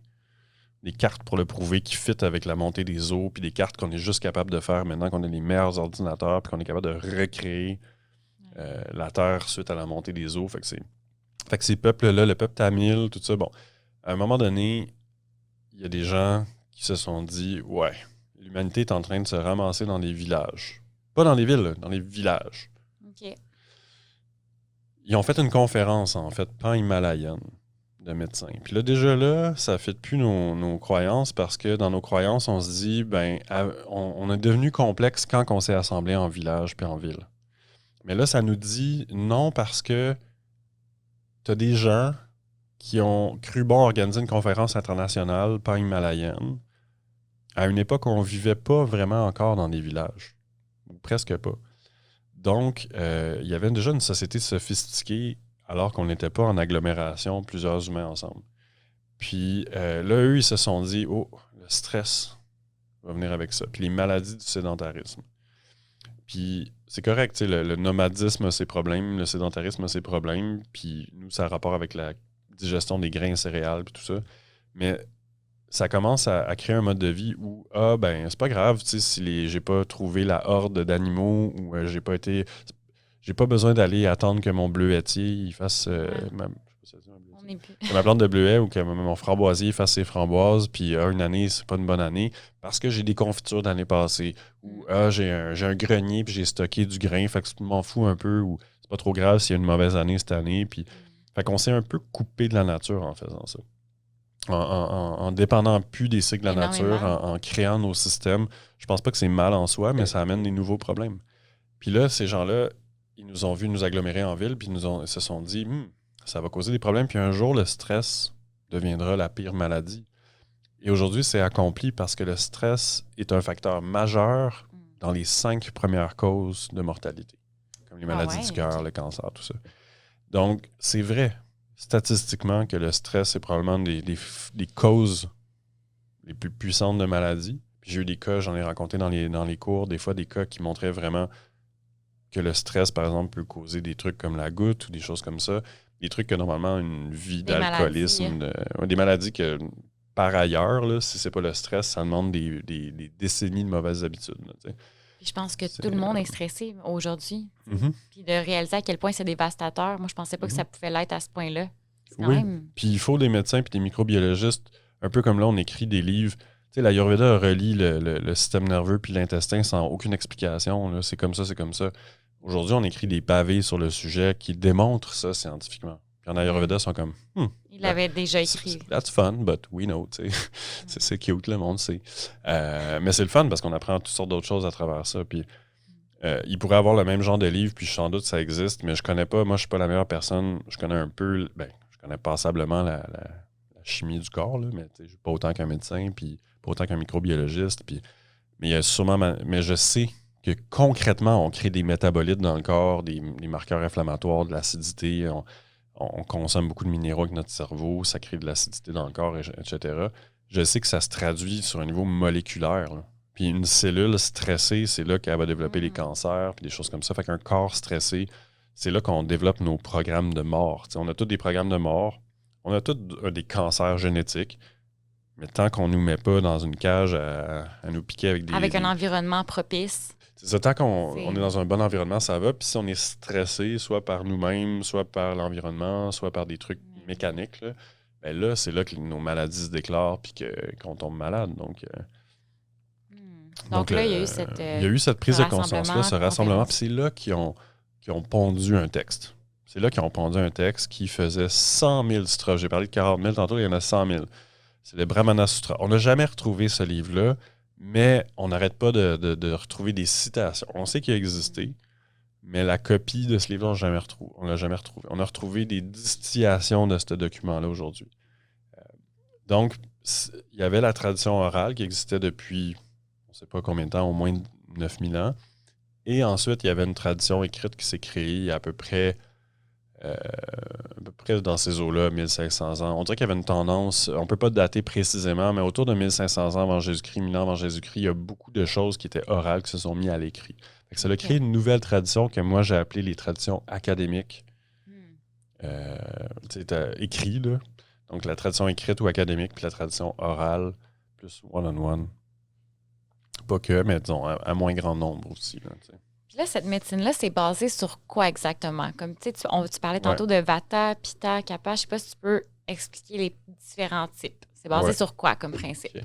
Je vais résister à la tentation de te renvoyer la question parce que tu as eu les cours, les formations de base. Peut-être que tu aurais pu Mais tu sais, moi, ça va peut-être être plus simpliste. Là, ça serait pas... Mais vas-y donc, pour le fun, comment tu l'expliquerais, toi? Moi, je dirais que c'est basé sur le fait que tout l'univers est constitué des 5 éléments. Fait que l'air, l'éther, le feu, l'eau et... qu'est-ce que j'ai l'air, le feu, l'eau, la terre et l'air. La terre et l'air. Bon. En tout cas, les 5 éléments. Donc, tout dans l'univers est constitué des 5 éléments. Puis, on parle du fait que chaque personne à l'intérieur d'eux-mêmes sont constituées à différents pourcentages de ces éléments-là. Donc, on va dire, moi, je suis plus constituée d'air et d'éther avec un peu de feu. Puis, j'ai quand même les 2 autres éléments à l'intérieur de mon corps. C'est juste que moi, je suis plus air et feu, tandis que toi, tu pourrais être plus feu, on va dire, et terre. Bon, tu sais, comme feu et terre. Avoir des proportions différentes. Des proportions différentes. Moi, j'ai plus de feu que toi, mettons, puis un peu moins d'air. Ce qui rend ça tellement intéressant parce que partant de ce principe-là, on va prendre en considération que chaque personne va avoir un style de vie qui va devoir être différent, des soins différents, une alimentation différente. Puis, dans l'Ayurveda, on dirait que je me pratique, je vais-tu passer le test? Mais tu sais, dans l'Ayurveda aussi, c'est qu'on tente de balancer. Chaque remède chaque remède, on essaie de balancer, en fait, les proportions de ces éléments-là. Fait qu'on... Attends, comment je pourrais expliquer ça? C'est pas si facile quand on arrive pour l'expliquer. Non, c'est quand même difficile, mais tu sais, comme... On le comprend instinctivement beaucoup mieux on guérit par les principes opposés, par les caractéristiques opposées. Donc, si moi, je suis trop airy, là, il va falloir que je mange des aliments qui vont plus me grounder, donc plus de terre. Voilà. Mais encore là, comme tu dis, c'est vraiment difficile à expliquer, c'est plus vaste que ça. Mais le principe des éléments, j'adore ça. Les éléments, ça parle au monde, oui. Mais c'est parce que je trouve que dans notre système, en ce moment, c'est comme si on essaie d'imposer les mêmes régimes, les mêmes, je ne veux pas dire prescriptions, mais les mêmes recommandations à chaque personne. Donc, il y a un concept là, que tu soulignes, c'est le concept d'adapter les conseils selon les excès ou les tendances de la personne. Situer la personne dans où est-ce qu'elle est, puis ensuite avoir des solutions en fonction de ça. L'avoir dans sa différence, sa globalité, puis selon toi, ce que tu as besoin, Jonathan, OK, ça va être ça qui va être bon pour toi, puis ça veut pas dire que c'est la même chose pour... Puis tu nous parles des éléments comme étant une genre de grille d'analyse qui nous permet de qualifier cet excès-là ou de l'identifier, mettons, puis de dire, OK, l'excès, il est là ou il est là. Exact. Puis c'est juste un vocabulaire encore là. Tu sais, là, on parle d'Ayurveda, on parle des éléments, mais tu sais, dans la médecine allopathique, je suis sûre qu'avec d'autres termes, on arriverait au même. Oui, on peut traduire ça en termes allopathiques. Exact. Toi, tu décrirais ça comment? Bon, il y a 2 choses. Il y a les doshas qui sont comme mouvement, transformation, préservation. Puis tu nous parles des éléments. On peut travailler plus avec les éléments ou plus avec les doshas, mais c'est toutes des choses qui sont interchangeables puis en communication ou en relation là, étroite. Mettons, je vais proposer cette distinction-là. Disons que les doshas, c'est des principes. Donc, ils ne sont pas nécessairement incarnés dans la matière. Genre, le mouvement, en ce moment, si tu te demandes, mettons, qu'est-ce que tu vas faire dans ta prochaine phase de vie, puis à quel rythme tu vas le faire, puis comment tu vas le faire, tu as déjà du mouvement à l'intérieur de toi. On pourrait objectivement voir des neurones t'envoyer des signaux, des choses comme ça, mais au-delà de ça, tu peux avoir un sentiment aussi, je te dis, bon, on déménage en Afrique la semaine prochaine, tu vas vivre toutes sortes de choses, il va y avoir du mouvement, comme, oh mon Dieu, qu'est-ce qui va se passer, il va y avoir de l'anticipation, il va y avoir, tout va changer. Donc, il y a des. Donc, en Ayurveda, on regarde le côté subjectif des choses. Objectivement, je te regarde avec un électroencéphalogramme, je vois des neurones qui flashent un peu, ça me dit quelque chose, là, je vois une partie du phénomène, mais à l'intérieur de toi, ça brasse, puis il se passe des choses, puis ça m'en dit plus si je t'écoute me parler que si je regarde mon électroencéphalogramme. Ouais. Le mouvement, il se passe au-delà du mouvement objectif, là, des petits neurones qui bougent, puis tout. Des messages des neurones, de l'information et tout. Il y a une notion un peu plus immatérielle ou plus spirituelle qu'on peut attacher à ça aussi. La transformation. Se transformer, passer d'une chenille au papillon, la transformation chimique aussi d'une molécule à une autre, des choses comme ça. Donc, il y a le concret puis il y a le subtil aussi. Quand on parle des éléments, on est beaucoup dans le concret. On est beaucoup dans la matière. Puis il y a les éléments, puis il y a les doshas, les éléments, puis il y a les gunas aussi. Les gunas, c'est les propriétés. Les propriétés sont un peu comme les éléments, c'est-à-dire tu as chaud, froid, tu as lourd, léger, onctueux, sec, dur, doux, rugueux, doux ou dur, mou, des choses comme ça. Fait que tu as des paires d'opposés. Fait que ce que l'Ayurveda propose, c'est dit... Puis c'est toutes des choses interchangeables. C'est-à-dire, tu peux avoir on peut dire que tu as un excès dans le mouvement vata. En même temps, ça peut vouloir dire que tu as un excès soit d'air ou d'éther dans les éléments. Fait que là, déjà, il y a une couche de précision. Tu as deux éléments qui se combinent dans le dosha vata, c'est l'éther ou l'espace, on peut dire, puis l'air. Donc, des fois, on peut qualifier un excès vata, un excès de mouvement comme étant un petit peu plus style aérien. Du type, je suis en train de faire des mouvements concrets où il y a du vent qui me souffle dans le visage. Puis l'éthérique, ça pourrait être un peu plus au niveau des relations subtiles ou de la disposition dans l'espace des choses, comme les choses sont agencées tout croche, où j'ai trop de avec liens. Un peu trop dans l'overthinking aussi. Ça peut être ça aussi, oui. L'air et l'éther sont proches l'un de l'autre, mais l'éther, ça fait plus référence à des liens invisibles, des relations, un peu comme... Okay. Je me sens relié à... exemple, j'ai de la famille en Europe, j'ai de la famille en Amérique du Sud, de la famille sur la côte ouest, moi j'habite à Montréal.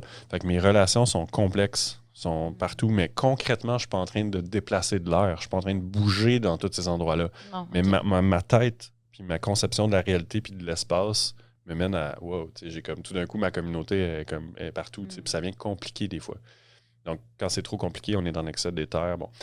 Sans trop rentrer dans les détails. Fait que tu as la couche des doshas qui est très générale puis qui peut aller dans toutes les dimensions et tout. Les éléments, ça parle de choses un peu plus concrètes, mais il y a quand même aussi, c'est vrai, on peut tout autant aller dans les trucs subtils le symbole du feu ou le symbole de l'air, qu'est-ce que ça veut dire. Fait que c'est vrai qu'on est aussi dans quelque chose de plus abstrait, mais déjà un petit peu plus incarné dans, disons, dans la cosmogonie ou la façon de voir la vie en Ayurveda puis en Inde. Les doshas, ça se situe à un niveau plus abstrait. Puis après ça, les éléments, c'est un peu plus comme ce qu'on voit quand on est incarné. Puis là, on est comme, waouh, je suis dans cet univers-ci. Puis cet univers-ci est composé de trucs, des 5 éléments. 5 éléments. Des 4 éléments plus le 5e qui sous-tend tous les autres. The fifth element. C'est un peu ça l'image c'est un peu... Il y a des trucs en commun là, avec le 5e élément est un peu spécial parce qu'il est un peu sous-jacent aux autres. Bon, tout ça pour dire qu'il y a ces affaires-là. Puis ensuite, il y a les gunas, qui sont simplement les qualités, les propriétés. Il y en a 20. Tout comme en physique quantique, dans la théorie des cordes, il y a 20... Il semble avoir 20 formules mathématiques qui expliquent les modes d'existence de la matière. Ça, je suis tombé là-dessus. J'étais, wow, il y a 20 gunas qui décrivent les 20 propriétés de la matière. Puis en physique quantique, on est en train de se rendre compte qu'à chaque fois qu'on fait des formules mathématiques pour expliquer la structure de la matière, on finit par les effondrer à 20 formules. On se ramasse avec 40 formules, mais on se rend compte que ces deux-là, finalement, si on les simplifie, ça donne la même formule. Fait que là, on retombe à 20. Mais c'est fou. Ouais, ça, c'est pas été encore... un jour, moi, on s'approche que la science... il y a même peut-être qu'on pourrait... Je peux presque entrevoir un test scientifique pour les doshas à la naissance. Parce que Sheldon, c'est un gars qui a évalué des types corporels, puis il a fait la relation entre des types de tissus embryonnaires, la proportion des tissus mésomorphiques, endomorphiques, ectomorphiques. Donc, je pourrais entrevoir un test, genre, voulez-vous savoir le sexe de votre enfant? Ah non. Voulez-vous savoir son dosha? Ah oui, par exemple. Mais ça l'aiderait tellement. Tu sais, le dosha, parce que dans le fond, il y a 3 doshas, puis en sachant ça avec ton enfant, tu peux tellement adapter l'éducation. Absolument. Puis, parce que là, on va préciser une chose, c'est que la nature et l'état. Ça, il faut tout de suite en parler parce que mais est-ce qu'on a dit c'était quoi les 3 doshas? Juste pour pas que les gens se Vata, perdent. le mouvement, Pitta, la transformation, puis Kapha, la préservation. Ouais, donc, la ce sont les 3 doshas. c'est ce qui tient les choses en place. Ça, c'est terre et eau. La transformation, c'est feu et eau. Puis le mouvement, Vata, c'est l'air et l'éther. Et relié à ça, il y a des qualités. Fait qu'à un moment donné, on peut dire, genre, j'ai un... Et, oui, tu disais, on y va par des opposés. Oui. Ben, ce qui est simple en Ayurveda, c'est qu'on regarde c'est où les excès. Il y a une affaire que je n'étais pas tout à fait d'accord, mais ça revient à peu près à ça. C'est que nous, on a la notion comme quoi on devrait équilibrer les uns par rapport aux autres, les doshas ou les éléments. C'est vrai puis c'est pas vrai. En fait, ce qu'on regarde, c'est juste les excès. On ne va jamais diminuer un dosha. Ah, OK. Lorsqu'un dosha est diminué, mettons, on se dit mon principe de transformation, mon feu, genre en termes simples, j'ai pas d'appétit. Donc, mon feu digestif, donc je pourrais vouloir monter le feu, monter Pitta. C'est pas ça qu'on fait en Ayurveda. Comme j'expliquais dans les formations, on va regarder c'est où l'excès. L'excès, il va se situer dans Vata ou Kapha. Est-ce que je suis trop nerveux que ça m'enlève envie de manger? Est-ce que j'ai trop de bu d'eau? Pris de trucs froids, mettons, ça va être un excès de préservation Kapha. Donc, la question, c'est qu'est-ce qui a inhibé mon feu naturel, mon feu digestif? Ça se peut qu'il y ait des gens qui partent avec moins de feu digestif et que ça leur en prend pas grand-chose. Un petit stress ou un... Bon, ça arrive, mais ces gens-là, c'est des gens qui, dans leur nature, dans ce qu'ils sont, ben ils n'ont jamais un trop gros feu digestif. Leurs voisins ont un plus gros feu digestif, eux un peu moins. Mais ils vont jamais essayer de monter le feu digestif tant que ça, plutôt qu'ils vont vraiment faire attention de ne pas lui nuire. Okay. C'est une petite distinction, mais ça simplifie beaucoup les choses. Parce que, mettons que tu as 3 doshas, tu as juste 3 types d'excès au lieu d'en avoir 6. Si tu as 5 éléments, tu as juste 5 types d'excès au lieu d'en avoir 10, soit excès ou carence. Fait que ça simplifie beaucoup la thérapie. Mais l'affaire qu'il faut connaître d'emblée, une fois qu'on a vu ça, c'est tu as ta nature véritable. Où, là, on ne rentrera pas trop dans les... Des fois, les gens sont comme « Oui, mais ça peut-tu changer? » Puis ben, soyons simples, disons, tu as ce qui change, tu as ce qui ne change pas. Pour dire les choses bien, bien simples puis straight, ce qui change, c'est l'état, Vikriti. Ce qui ne change pas, c'est la nature, Prakriti. Puis si on sait les 3 doshas, on est capable de faire la relation entre les 20 gunas, comme par exemple Vata va avoir rapport à ce qui va être exacerbé, ou on va avoir des excès Vata si on s'expose à du sec, à du froid, à trop de mouvement, à trop de rugosité. Bon, il y a une série de 6 ou 7, dépendamment des nomenclatures, mais propriétés qui sont reliées à Vata. Fait que chaque dosha, les trois principes, ils ont chacun leur qualité, leur propriété. Puis là, par exemple, tout simple, ben mettons, il fait chaud. C'est le guna, la propriété du chaud. L'opposé, c'est le froid. Hein? Puis si je suis déjà de nature chaude, ben je peux pas endurer beaucoup d'autres chaleurs. Fait que moi, je suis d'une nature chaude, c'est l'été, il y a plus de chaleur, je fais un excès de chaleur, je fais un excès pitta en même temps, je fais un excès de l'élément feu en même temps, tout ça est vrai. Puis qu'est-ce qu'il me faut? Il me faut du froid, puis le froid va apaiser le dosha, l'élément, puis va poser le froid au chaud. C'est tout simple. Fait que là, je me mets une serviette d'eau froide plutôt que d'aller me mettre au soleil. Puis là, à partir de ces principes-là, on arrive à soigner un paquet d'affaires. Tout ça étant vérifié, c'est pas théorique ces choses-là. C'est d'abord et avant tout pratique. Ben, c'est théorique, mais c'est basé sur des gens qui font de la pratique. Donc, si tu fais juste lire le livre, c'est comme tu comprends pas de quoi il parle. Un coup que tu fais les choses, là, le langage te revient, puis c'est comme « Ah, OK, c'est ça qu'il disait dans mon cours. » Là, tu comprends. Mais si beaucoup de gens vont plus essayer de tout comprendre avec leur cerveau avant d'aller expérimenter, ça fonctionne plus ou moins. Beaucoup de gens même vont en rester là. Vont juste peut-être devenir professeur. Même de nos jours, c'est pas compliqué. Hein? Tu avales l'information, tu la recraches sur un document, tu pars un cours, puis that's it. Mais la pratique fait vraiment la différence. Puis justement, comme tu dis, c'est tellement une médecine qui s'adapte à la personne. Fait que des cas, il y en a des milliers, là, puis c'est différent pour chaque personne. C'est ça. Fait que sachant notre nature versus l'état. L'état, ça va être quelque chose de temporaire, justement. Ouais. Donc, souvent, quand les personnes vont être malades, peut-être qu'ils vont être dans un état temporaire, on va dire, plus vata. Puis le but est de retourner à notre nature. Tu peux avoir un trauma à la naissance, puis avoir un état qui dure toute une vie.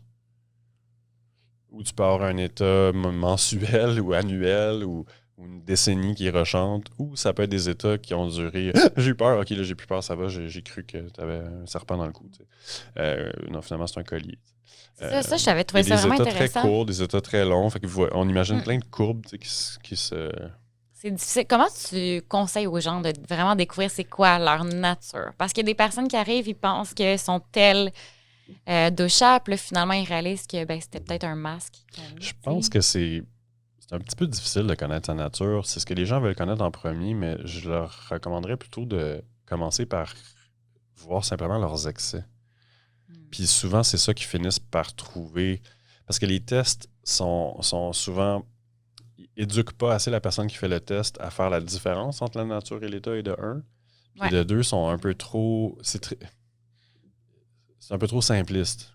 Puis j'en ai fait un test parce que j'avais dit que j'en ferais jamais. Puis là, jamais égal, t'en fais un moment donné. Je l'avais publié sur aujourd'hui, ce qui est infusemagazine.ca. Puis je le trouve pas pire parce que je fais distribuer des points. Ça va mieux, je trouve, quand on distribue des points dans 3 catégories parce que si tu es obligé de cocher, mettons, quelle est votre émotion dominante? Peur, colère, tristesse. Là, c'est dur de résumer sa vie émotive.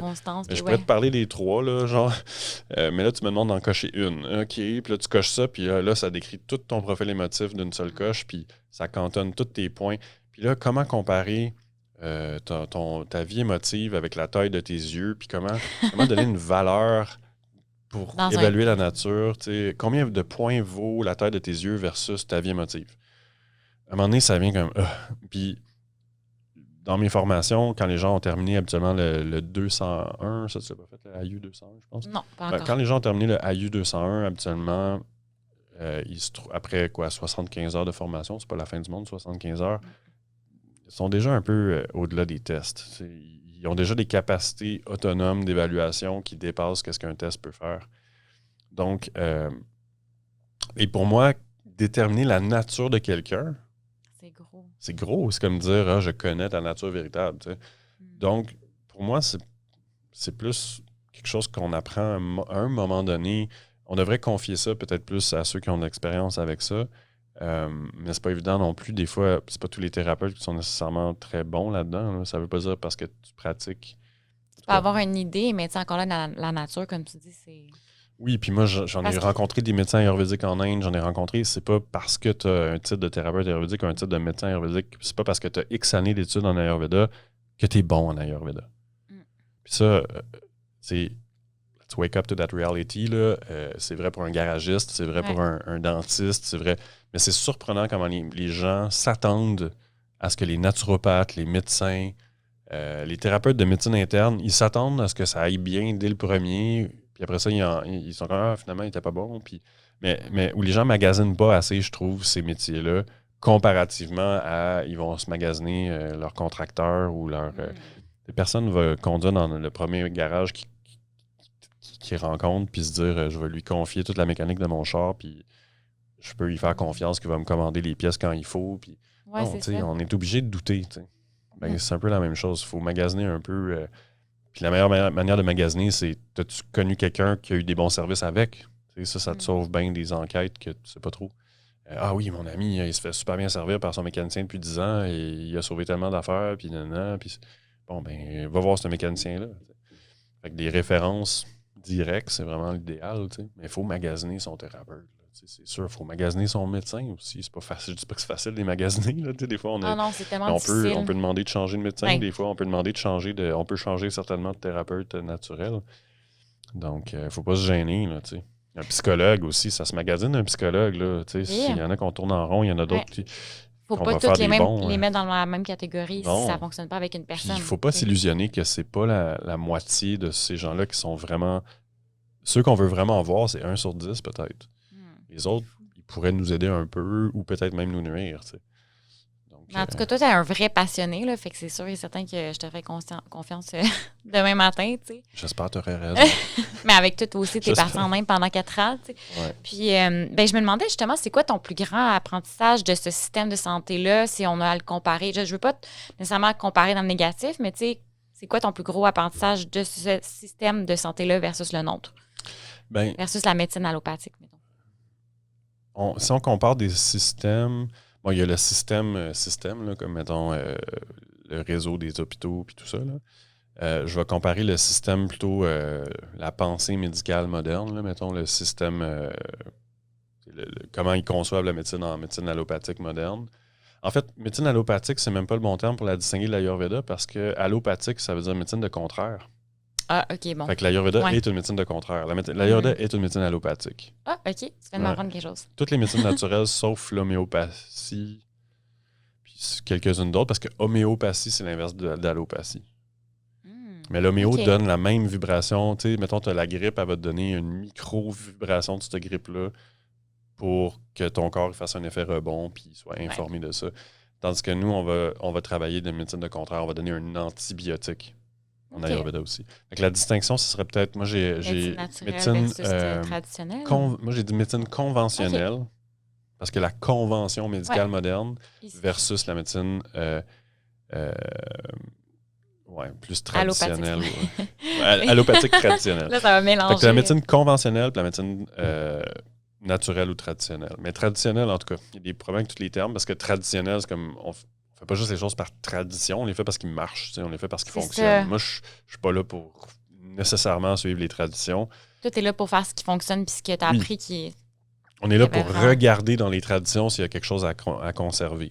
C'est quoi ton plus grand apprentissage? Mais avant, pour répondre à ta question, mettons, je compare les deux. Là. Je dirais que c'est un peu comme tu as dit, c'est la personnalisation des soins. C'est que un problème, une pathologie, mettons, j'ai de l'eczéma, ça ne nous dit pas comment tu l'as eu.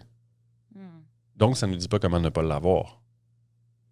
Fait qu'il faut toujours rechercher les causes. Puis je dis pas que la médecine moderne ne le fait pas, mais il y a une plus grande attention, à la spécificité du client, de la personne, parce qu'on regarde son type à elle, donc sa nature. Deuxièmement, on porte peut-être un peu plus d'attention au multifactoriel, ce qui est un peu plus dur à rentrer dans notre système médical moderne parce que on essaie de trouver une affaire, un facteur, que si on peut jouer dessus, on peut régler la maladie. Puis on est capable de faire ça pour bien des choses. Puis on a atteint des choses vraiment intéressantes avec ça, mais je pense qu'on plafonne. Là. On plafonne parce que tout ce qu'on a la misère à régler, regardez les allergies, comment que c'est l'épidémie d'allergies. Je ne sais pas si on peut appeler ça une épidémie, mais en tout cas, il y a vraiment plus de monde qui a des allergies maintenant que quand j'étais jeune. Le cancer, j'ai lu sur Statistique Canada que une personne sur deux non, continue pas ta phrase. au Canada va avoir un diagnostic de cancer dans sa vie. Puis moi, dans mon entourage, de plus en plus, je remarque des personnes qui commencent à avoir des maladies, tomber malades, puis là, c'est effrayant, je te dirais. Là. Fait qu'il y a... Notre société n'a pas réussi, là, on s'entend, sur le cancer. Notre espérance de vie est en train de baisser en bas de Cuba. Celle aux États-unis a baissé en bas de Cuba. Je savais pas. Puis l'espérance de vie baisse. Là. L'espérance de vie qu'on a connue quand on était jeune baisse. Là. Je ne me rappelle pas des chiffres. Okay. Mais c'est facilement vérifiable. Puis ça, c'est l'espérance de vie qu'on s'est fait dire quand on est né. Oui, c'est ça. Mais c'est pour ça qu'elle baisse, c'est que qu'est-ce qui était prévu, c'est pas ça qui est en train d'arriver. Donc, quand notre génération va partir, on va se rendre compte que c'était moins que ce qu'on s'est fait promettre quand on était jeune. Parce que la courbe, elle commence à baisser. Puis il n'y a pas de raison de baisser si le développement humain monte. Parce que qu'est-ce qui a beaucoup aidé contre les maladies, puis tout ça, c'est le développement humain. C'est le fait que les gens ont à manger. C'est le fait qu'on a des services publics.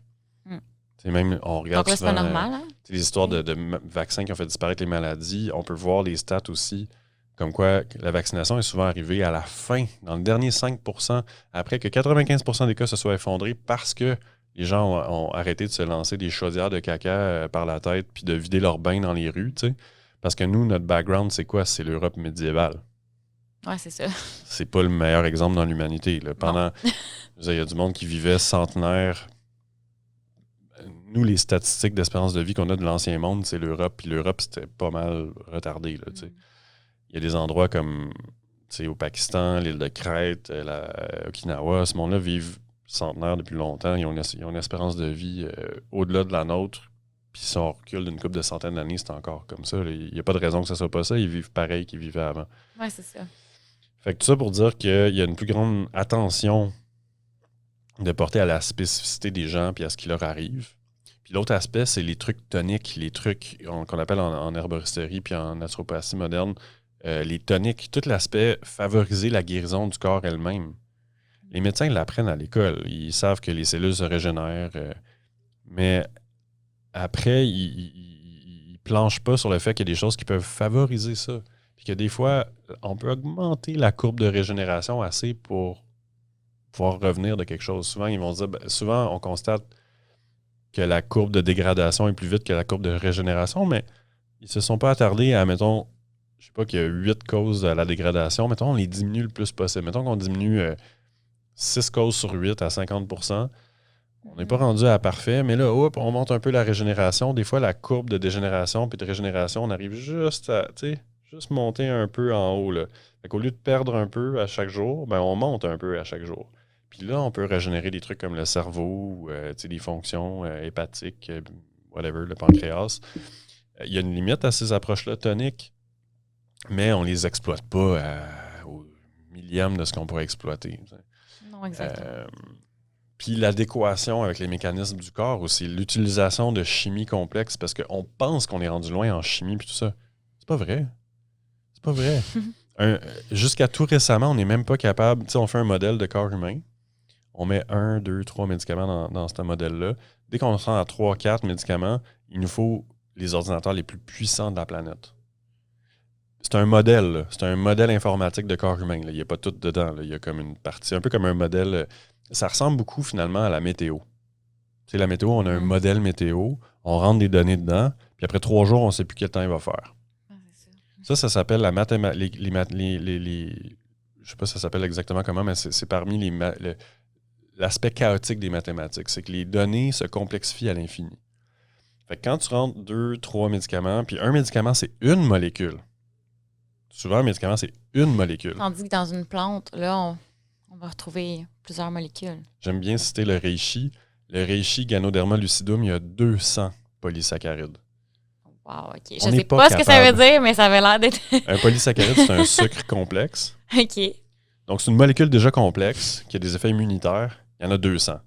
On n'est pas capable de suivre l'effet de 3-4 de ceux-là en même temps. Dès qu'on va 3, 4, 5, il faut qu'on ait des super ordinateurs. Puis déjà là, on buste. Puis nous, on va aller chercher une molécule dans un médicament. T'sais. C'est ça. Donc, on n'a pas idée à quel point le corps humain est complexe. On n'a pas idée à quel point les plantes sont complexes. On n'a pas idée à quel point notre flore intestinale est complexe. On ne la connaît pas. Chaque personne a une flore intestinale différente. Il y a plus de bactéries là-dedans que tu as de cellules dans ton corps.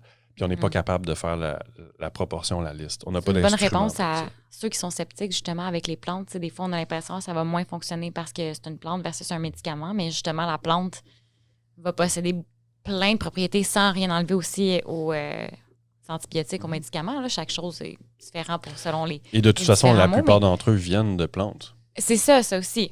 Ça, c'est assez ridicule qu'aujourd'hui, des gens très mal informés nous disent que les plantes n'ont pas vraiment d'effet quoi que ce soit. Ben, c'est parce que la médecine est fondée là-dessus. La médecine est fondée là-dessus. T'sais. Pénicilline, c'est un champignon. L'aspirine, ça vient de l'aspirée, qui est la reine des prés, qui contient de l'acide acétylsalicylique, comme le saule. Les médicaments viennent carrément des plantes. Puis encore aujourd'hui, ils viennent des plantes parce que, vous croyez, on fait la synthèse des médicaments. Moi, je pensais qu'on assemblait des atomes. Hein, on est rendu là, on assemble des molécules ensemble, on fait des molécules. Non, c'est pas ça qu'on fait. On fait la synthèse. Qu'est-ce que ça veut dire, synthèse? Ça veut dire couper. Synthèse, réduit. Synthétise-moi ça, coupe, réduit. Fait qu'ils prennent... À un moment donné, j'ai appelé un fournisseur de plantes. Ils livrent à coups de tonnes dans les compagnies pharmaceutiques des plantes parce qu'eux, ils prennent les plantes, ou des produits pétroliers. Puis là, à travers c'est les la chose qu'on a processus oubliée. chimiques, ils synthétisent, ils coupent, puis là, ils se ramassent avec le médicament qu'ils veulent. La morphine, ça vient du pavot. Avant, on faisait des laits de pavot. Aujourd'hui, c'est bien plus efficace d'aller chercher de la morphine que de concentrer du pavot. Rendu là, tu commences à ressembler tellement à la médecine moderne que là, c'est rendu leur domaine. Eux font mieux ça, puis ils sont capables d'aller chercher anesthésie. Même si on retrouvait les notions... Il y avait des notions d'anesthésie, il y avait de la chirurgie en Ayurveda avant. Mais même si on retrouvait les formules d'anesthésie, je n'irais pas me faire une anesthésie ayurvédique. Là. On a besoin d'un laboratoire, on a besoin de calculer les trucs vraiment précis. Donc, la médecine naturelle, elle a son domaine. La médecine moderne, elle a son domaine aussi. Mais là, la médecine moderne prend toute la place en ce moment. Fait il n'y a pas d'équilibre. Là, Oui, exactement. Puis, ça serait quoi un point positif, selon toi, justement, d'utiliser une plante versus un médicament pour quelqu'un qui n'est pas nécessairement rendu dans la grosse maladie, là, quelqu'un qui commence à avoir des symptômes? Puis... Ben, c'est ça, ça dépend toujours de ce que la personne est rendue. Le médicament, souvent, va contrôler le symptôme. Ça dépend de chaque cas, chaque truc, mais il va rarement comme soigner la cause. Donc, la plante pourrait espérer soigner la cause. Souvent, quand ça monte dans des très, très gros symptômes, la médecine moderne va être plus efficace anyways pour réduire absolument une crise. En état de crise, c'est pas vrai partout tout le temps. Là. Il y a des exceptions des deux côtés, puis il n'y a pas de ligne fondamentalement, c'est la même médecine. J'espère qu'à la fin de mes jours, on va parler, ça va être une médecine. Il n'y a pas besoin que ce soit deux médecines. Ah mon Dieu, ça serait tellement un beau monde. On travaille à ça, là. Moi et d'autres gens. On travaille à ça parce que c'est ça la réalité, c'est qu'il n'y a pas deux médecines.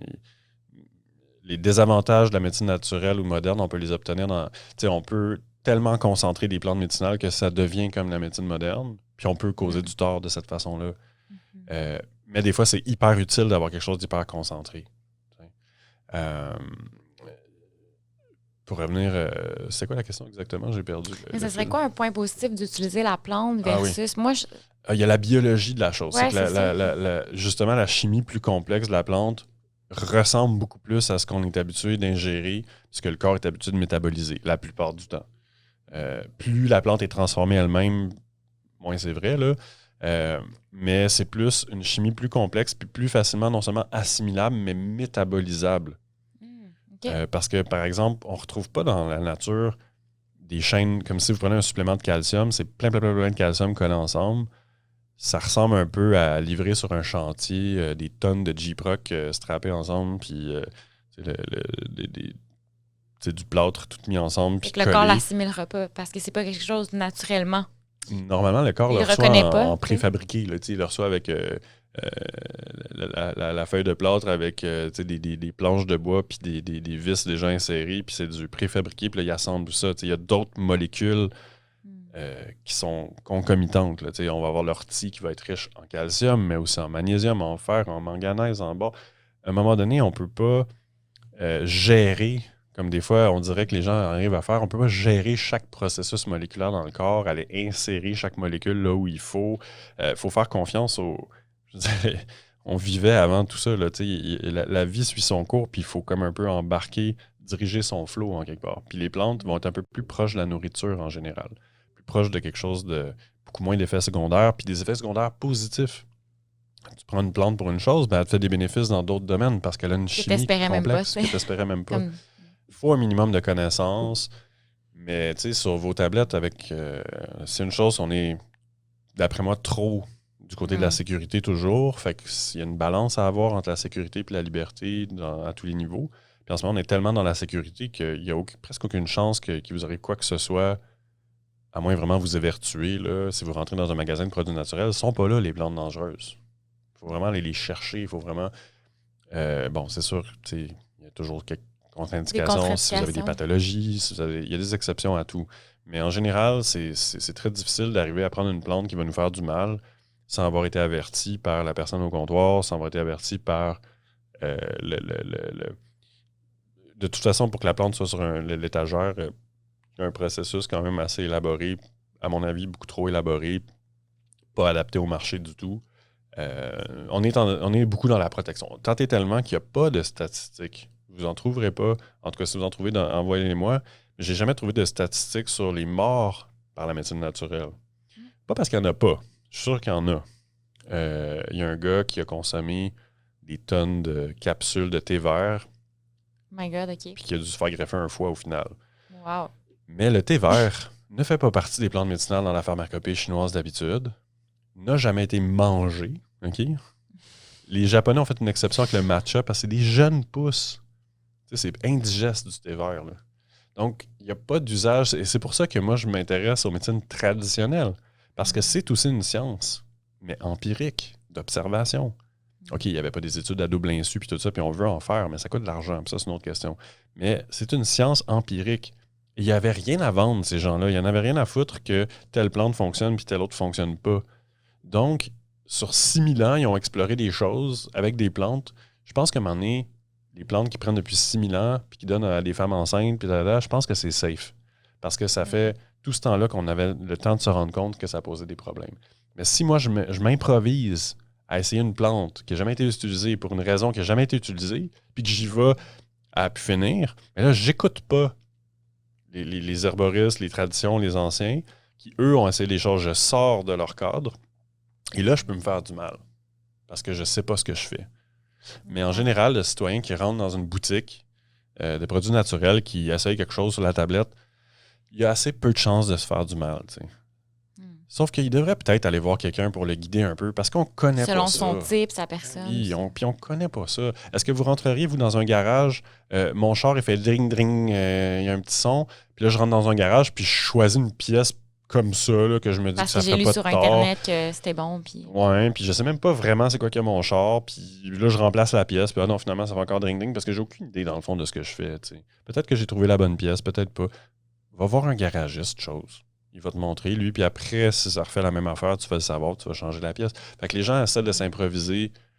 J'aime mieux qu'ils essaient de s'improviser qu'ils l'essayent pas, tu sais, mais en même temps, je suis comme, guys, soyez réalistes, là, allez voir quelqu'un pour vous aider, tu sais. C'est complexe. On est ignorant, on a perdu notre contact avec ça. Imaginez-vous, les femmes d'aujourd'hui, quand je pense aux pilules contraceptives, aux menstruations, aux douleurs menstruelles, déconnecté. Il y a 200 ans, n'importe quelle femme sur la planète savait comment s'occuper de ses douleurs menstruelles. Là. N'importe laquelle. Puis si on se téléportait il y a 200 ans, ils nous regarderaient avec des drôles d'air. C'est comme, vous avez aucune notion, puis personne autour de vous qui peut vous dire comment gérer vos douleurs menstruelles, comment, genre... Puis moi, je pense que les douleurs viennent d'une déconnexion aussi. Peut-être qu'à cette époque-là, il y en avait moins. T'sais, je pense que aussi, ça peut être relié à tellement une grande déconnexion. C'est beaucoup un manque de... Au niveau bien concret, c'est beaucoup un manque de magnésium aussi, là. Mais tout ça peut se relier à ce que tu dis parce que la déconnexion mène au stress, puis le stress mène à une perte de minéraux. Oui, ça, c'est quelque chose que tu m'avais dit qui m'avait marqué aussi. Le stress est un mangeur de magnésium. Oui, de calcium, de magnésium, de tous les minéraux qu'on a en abondance qui sont censés nous alcaliniser. Là.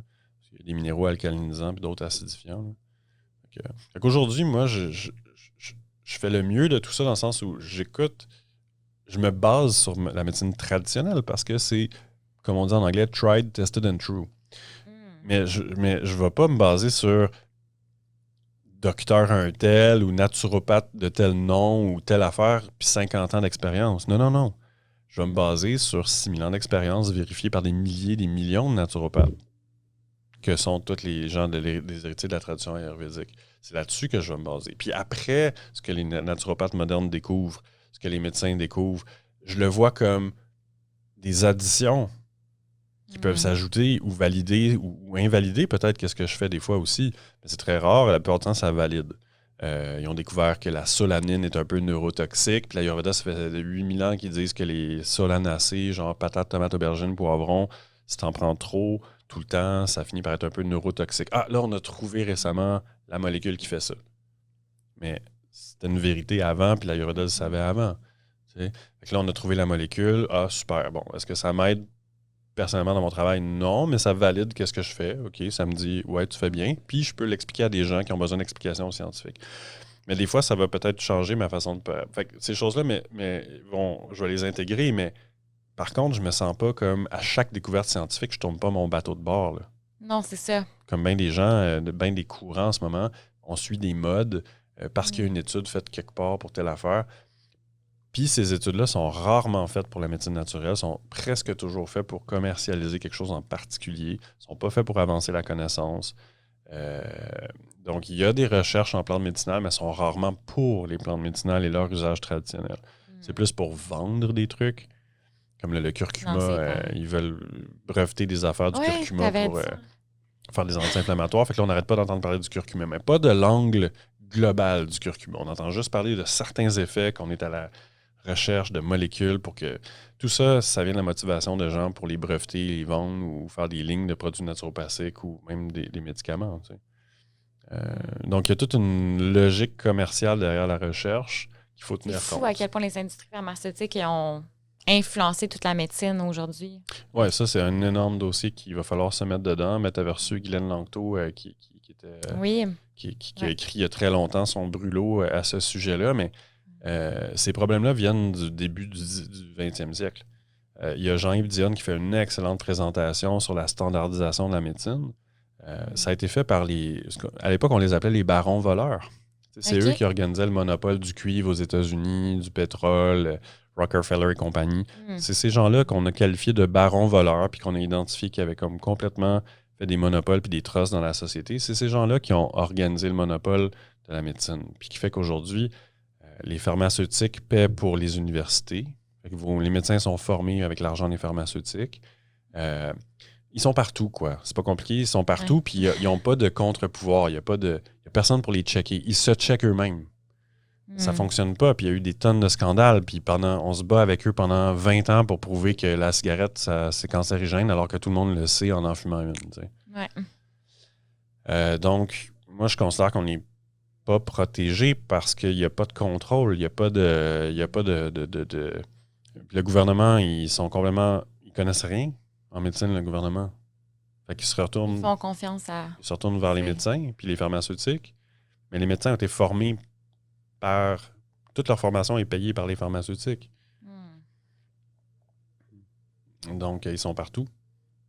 Ça va prendre une collaboration à un moment donné, ou la conscience. Moi, je me dis, la liberté, ça va être la conscience, comme faire un podcast comme ça, puis là, les gens prennent leurs décisions à partir de l'information, tu sais, mais ça comme va prendre tu dis, aussi travailler des règles, là-dessus. Ça va prendre des nouvelles règles dans notre société aussi pour contrôler le pouvoir de ces... Tu sais, je pense que si vous regardez le pouvoir des corporations aujourd'hui qui ont sur notre pouvoir, quel pouvoir les corporations ont sur notre vie, des corporations qui décident comment ça va se passer sur Internet, mais qui ne payent pas de taxes après. C'est ça. La notion, en anglais, ils disent « checks and balance ». Pour avoir utilisé en politique, la séparation des pouvoirs, c'est fondamental à la démocratie. Là. Aujourd'hui, la séparation des pouvoirs est après brouillée parce qu'il y a des gens qui sont comme au-delà des séparations de ces pouvoirs-là puis qui peuvent opérer sur tous les plans. Aujourd'hui, même les lois sont rédigées pour donner la préséance aux pharmaceutiques et tout. Là, récemment, il y a une loi qui les exonère. S'il y a quoi que ce soit qui se passe avec la vaccination, ils sont déjà exonérés complètement. Pourquoi des lois comme ça? Il nous faut des... Juste ça, c'est un red flag. On peut comprendre là, parce qu'ils disent qu'il faut faire ça vite, puis tata. Mais... Vous êtes tellement pas protégé, par exemple, s'il arrive quoi que ce soit. Ben oui, c'est ça. Fait que tout le système est installé dans une direction pour et par le capital. Donc, puis derrière, même les produits naturels, ben, dès que ça devient un peu plus gros, c'est racheté par les mêmes compagnies, des compagnies que je nommerai pas, qu'on va chercher nos produits naturels qui sont comme, dans le fond, qui sont possédés par les géants de l'agroalimentaire. Ces gens-là ont des intérêts autres que les nôtres. Fait qu'on doit aller chez Espace Ayurveda, guys. C'est une bonne adresse. Il y a des endroits aussi. Sinon, tu me parlais d'une autre place aussi. Des herboristeries. Oui, une herboristerie que tu conseillerais, l'alchimiste. Bon, tu sais, de toute façon, c'est à vous d'aller chercher autour de vous. Il y a toutes sortes de choses qui doivent aussi héberger dans chaque région, dans chaque quartier. Il y en a de plus en plus de nos jours. Il y a la Moisson à Sainte-Thérèse, qui est peut-être le plus gros magasin de produits naturels au Québec, peut-être au Canada. Ça a l'air d'un gros Whole Food de Californie. Là. Oh my God, il y a vraiment beaucoup de stock là-bas. Puis ils ont des bons conseillers, des choses comme ça. C'est d'aller un peu partout, mais c'est de creuser puis d'aller voir aussi des gens qui, d'après moi, ont une certaine expérience avec... Je trouve ça quand même important, l'herboristerie, l'ayurveda, les médecines naturelles, traditionnelles, parce que ça fait quand même longtemps qu'on est sur la planète Terre. Il ne faudrait pas jeter... D'ailleurs, Hippocrate, les gens qui le serment, le fameux serment d'Hippocrate, le serment que les médecins font avant de pratiquer, Hippocrate, c'est un herboriste. Ah ouais? C'est quand même assez drôle. Ouais, c'est ironique. C'est assez ironique. Ben, c'est un petit hint, c'est un petit indice qui disait comme « n'oubliez pas ». Ouais. Puis, ben là, on va quasiment... ça fait déjà une heure.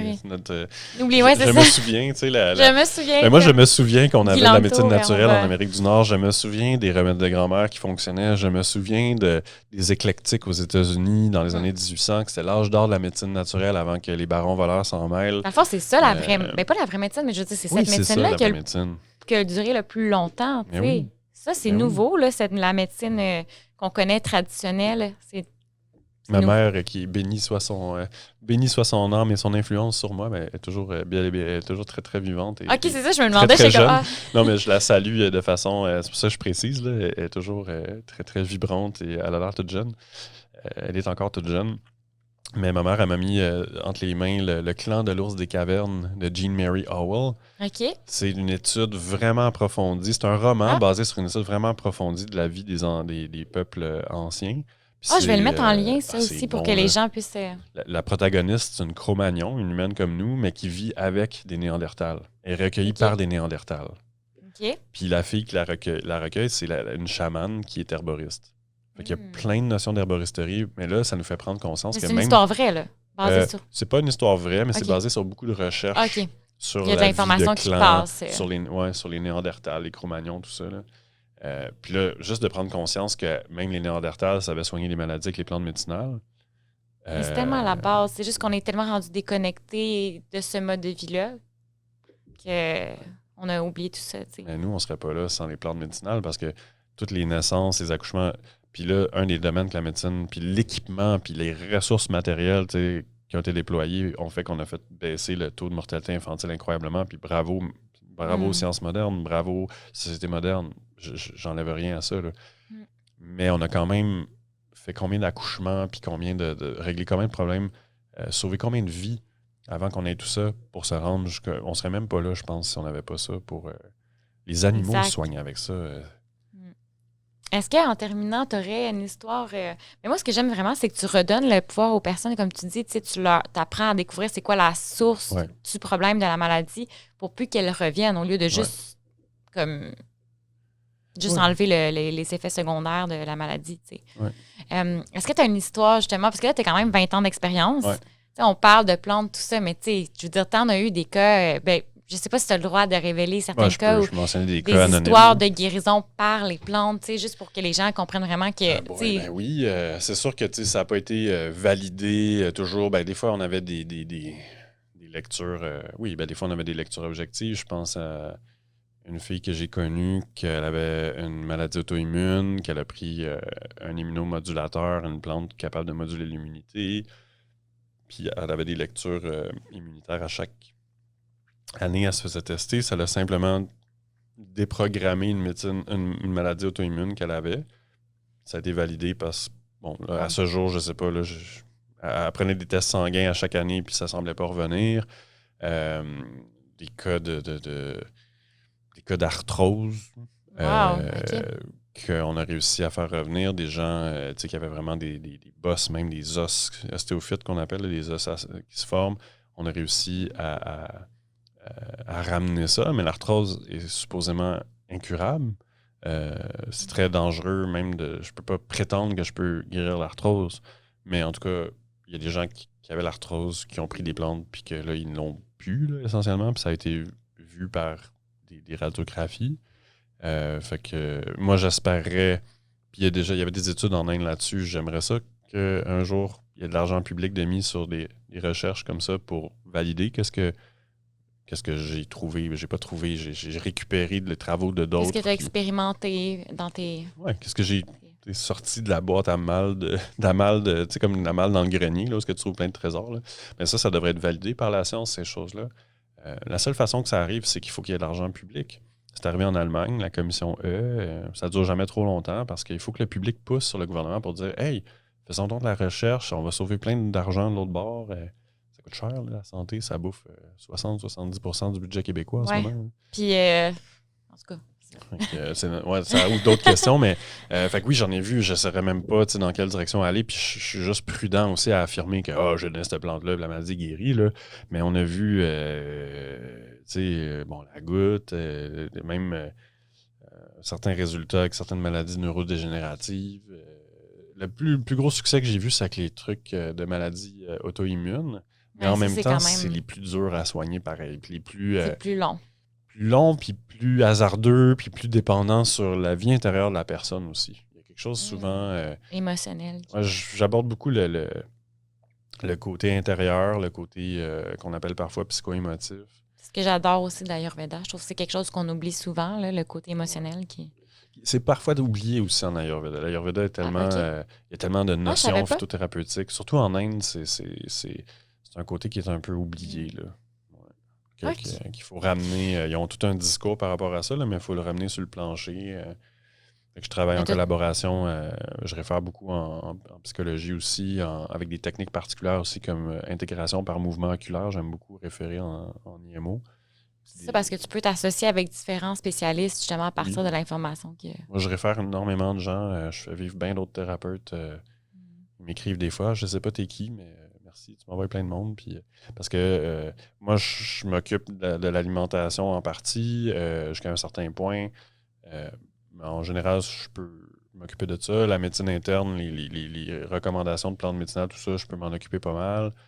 Je suis capable de faire un certain coaching, un certain accompagnement spirituel, aider les gens dans les aspects plus subtils de l'être et tout, mais là, je vais référer parfois aussi aux besoins ou exercices. Bon, quand c'est simple, il faut faire du cardio, ben je fais du cardio, mais quand ça s'en vient spécifique, là, je vais référer à des gens qui connaissent vraiment la mécanique du corps, là, ou des yoga thérapeutes ou physiothérapeutes, que sais-je. Puis pour tout ce qui est spirituel, des fois, il y a des affaires spéciales, là, des trucs des fois un peu plus paranormales, là, ça peut arriver aussi. Fait que j'essaie de me trouver des références, mais là, c'est plus compliqué. Fait que ouais, j'ai un gros carnet de références, j'aimerais ça l'agrandir aussi. Je travaille pas tout seul. Là, au Centre Espace Ayurveda, on offre il offre beaucoup de services là-bas, donc je peux référer à l'interne, mais pas pour tout. Pas pour tout. On n'aura jamais tout. C'est pas nécessaire. C'est pas... Non, c'est ça. Chacun son métier, puis il y a tout le temps quelqu'un qui l'a mieux qu'un autre pour chaque personne. C'est une belle philosophie de vie aussi de le travail d'équipe. C'est là qu'on va arriver beaucoup plus vers quelque chose au lieu de s'isoler puis de... merci beaucoup. Écoute, c'est sûr, je vais te réinviter parce qu'il y a tellement de sujets que j'aurais aimé aborder. Puis on n'a pas eu le temps. Ça fait déjà 1h30. Oh mon Dieu, ça passe tellement vite. Oui, vraiment énormément. Je sais que c'est ton site Internet, Ayurveda Révolution. Oui, je vais vous en parler un petit instant parce que ça va être aussi mes projets futurs.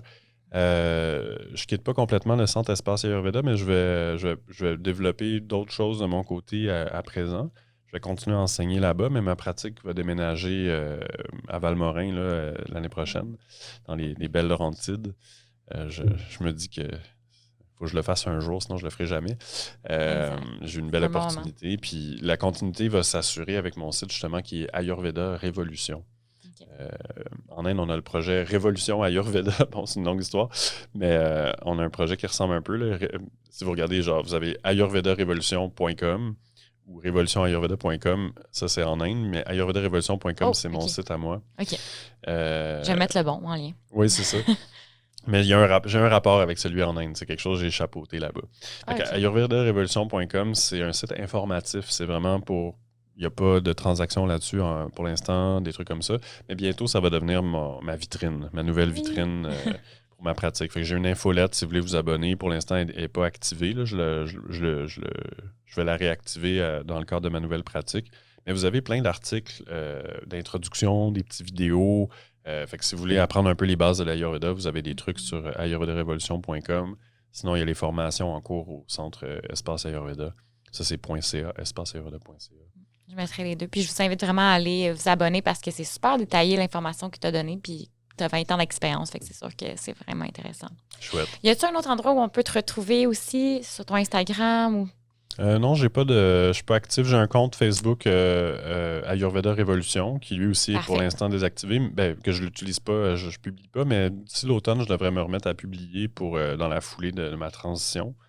Il y a aussi mangersantébio.org que j'ai écrit plusieurs articles. J'ai peut-être, je sais pas, quelques dizaines d'articles. C'est un très bon site aussi pour santé naturelle, nourriture. C'est plus axé sur la bouffe. C'est un peu ça ressemble à... C'est lié en quelque part à l'association Manger Santé Bio puis l'expo qu'ils faisaient à chaque année, qu'ils font encore mais virtuel cette fois-ci, mais qui est un gros événement au Québec depuis longtemps. Je ne sais pas si tu as entendu parler de l'Expo Manger Santé. Oui. Ils ont un site. Bon, enfin, j'expliquerai pas tout ce qu'il y a derrière, mais il y a la mangersantébio.org. J'ai plusieurs de mes articles sur le web. Tapez mon nom sur le web, Jonathan Léger-Raymond. Vous allez tout retrouver. Il y a plein d'affaires. Là. Ben, merci beaucoup. Ben, ça me fait plaisir. Merci de m'avoir invité à ton podcast, Alexandre.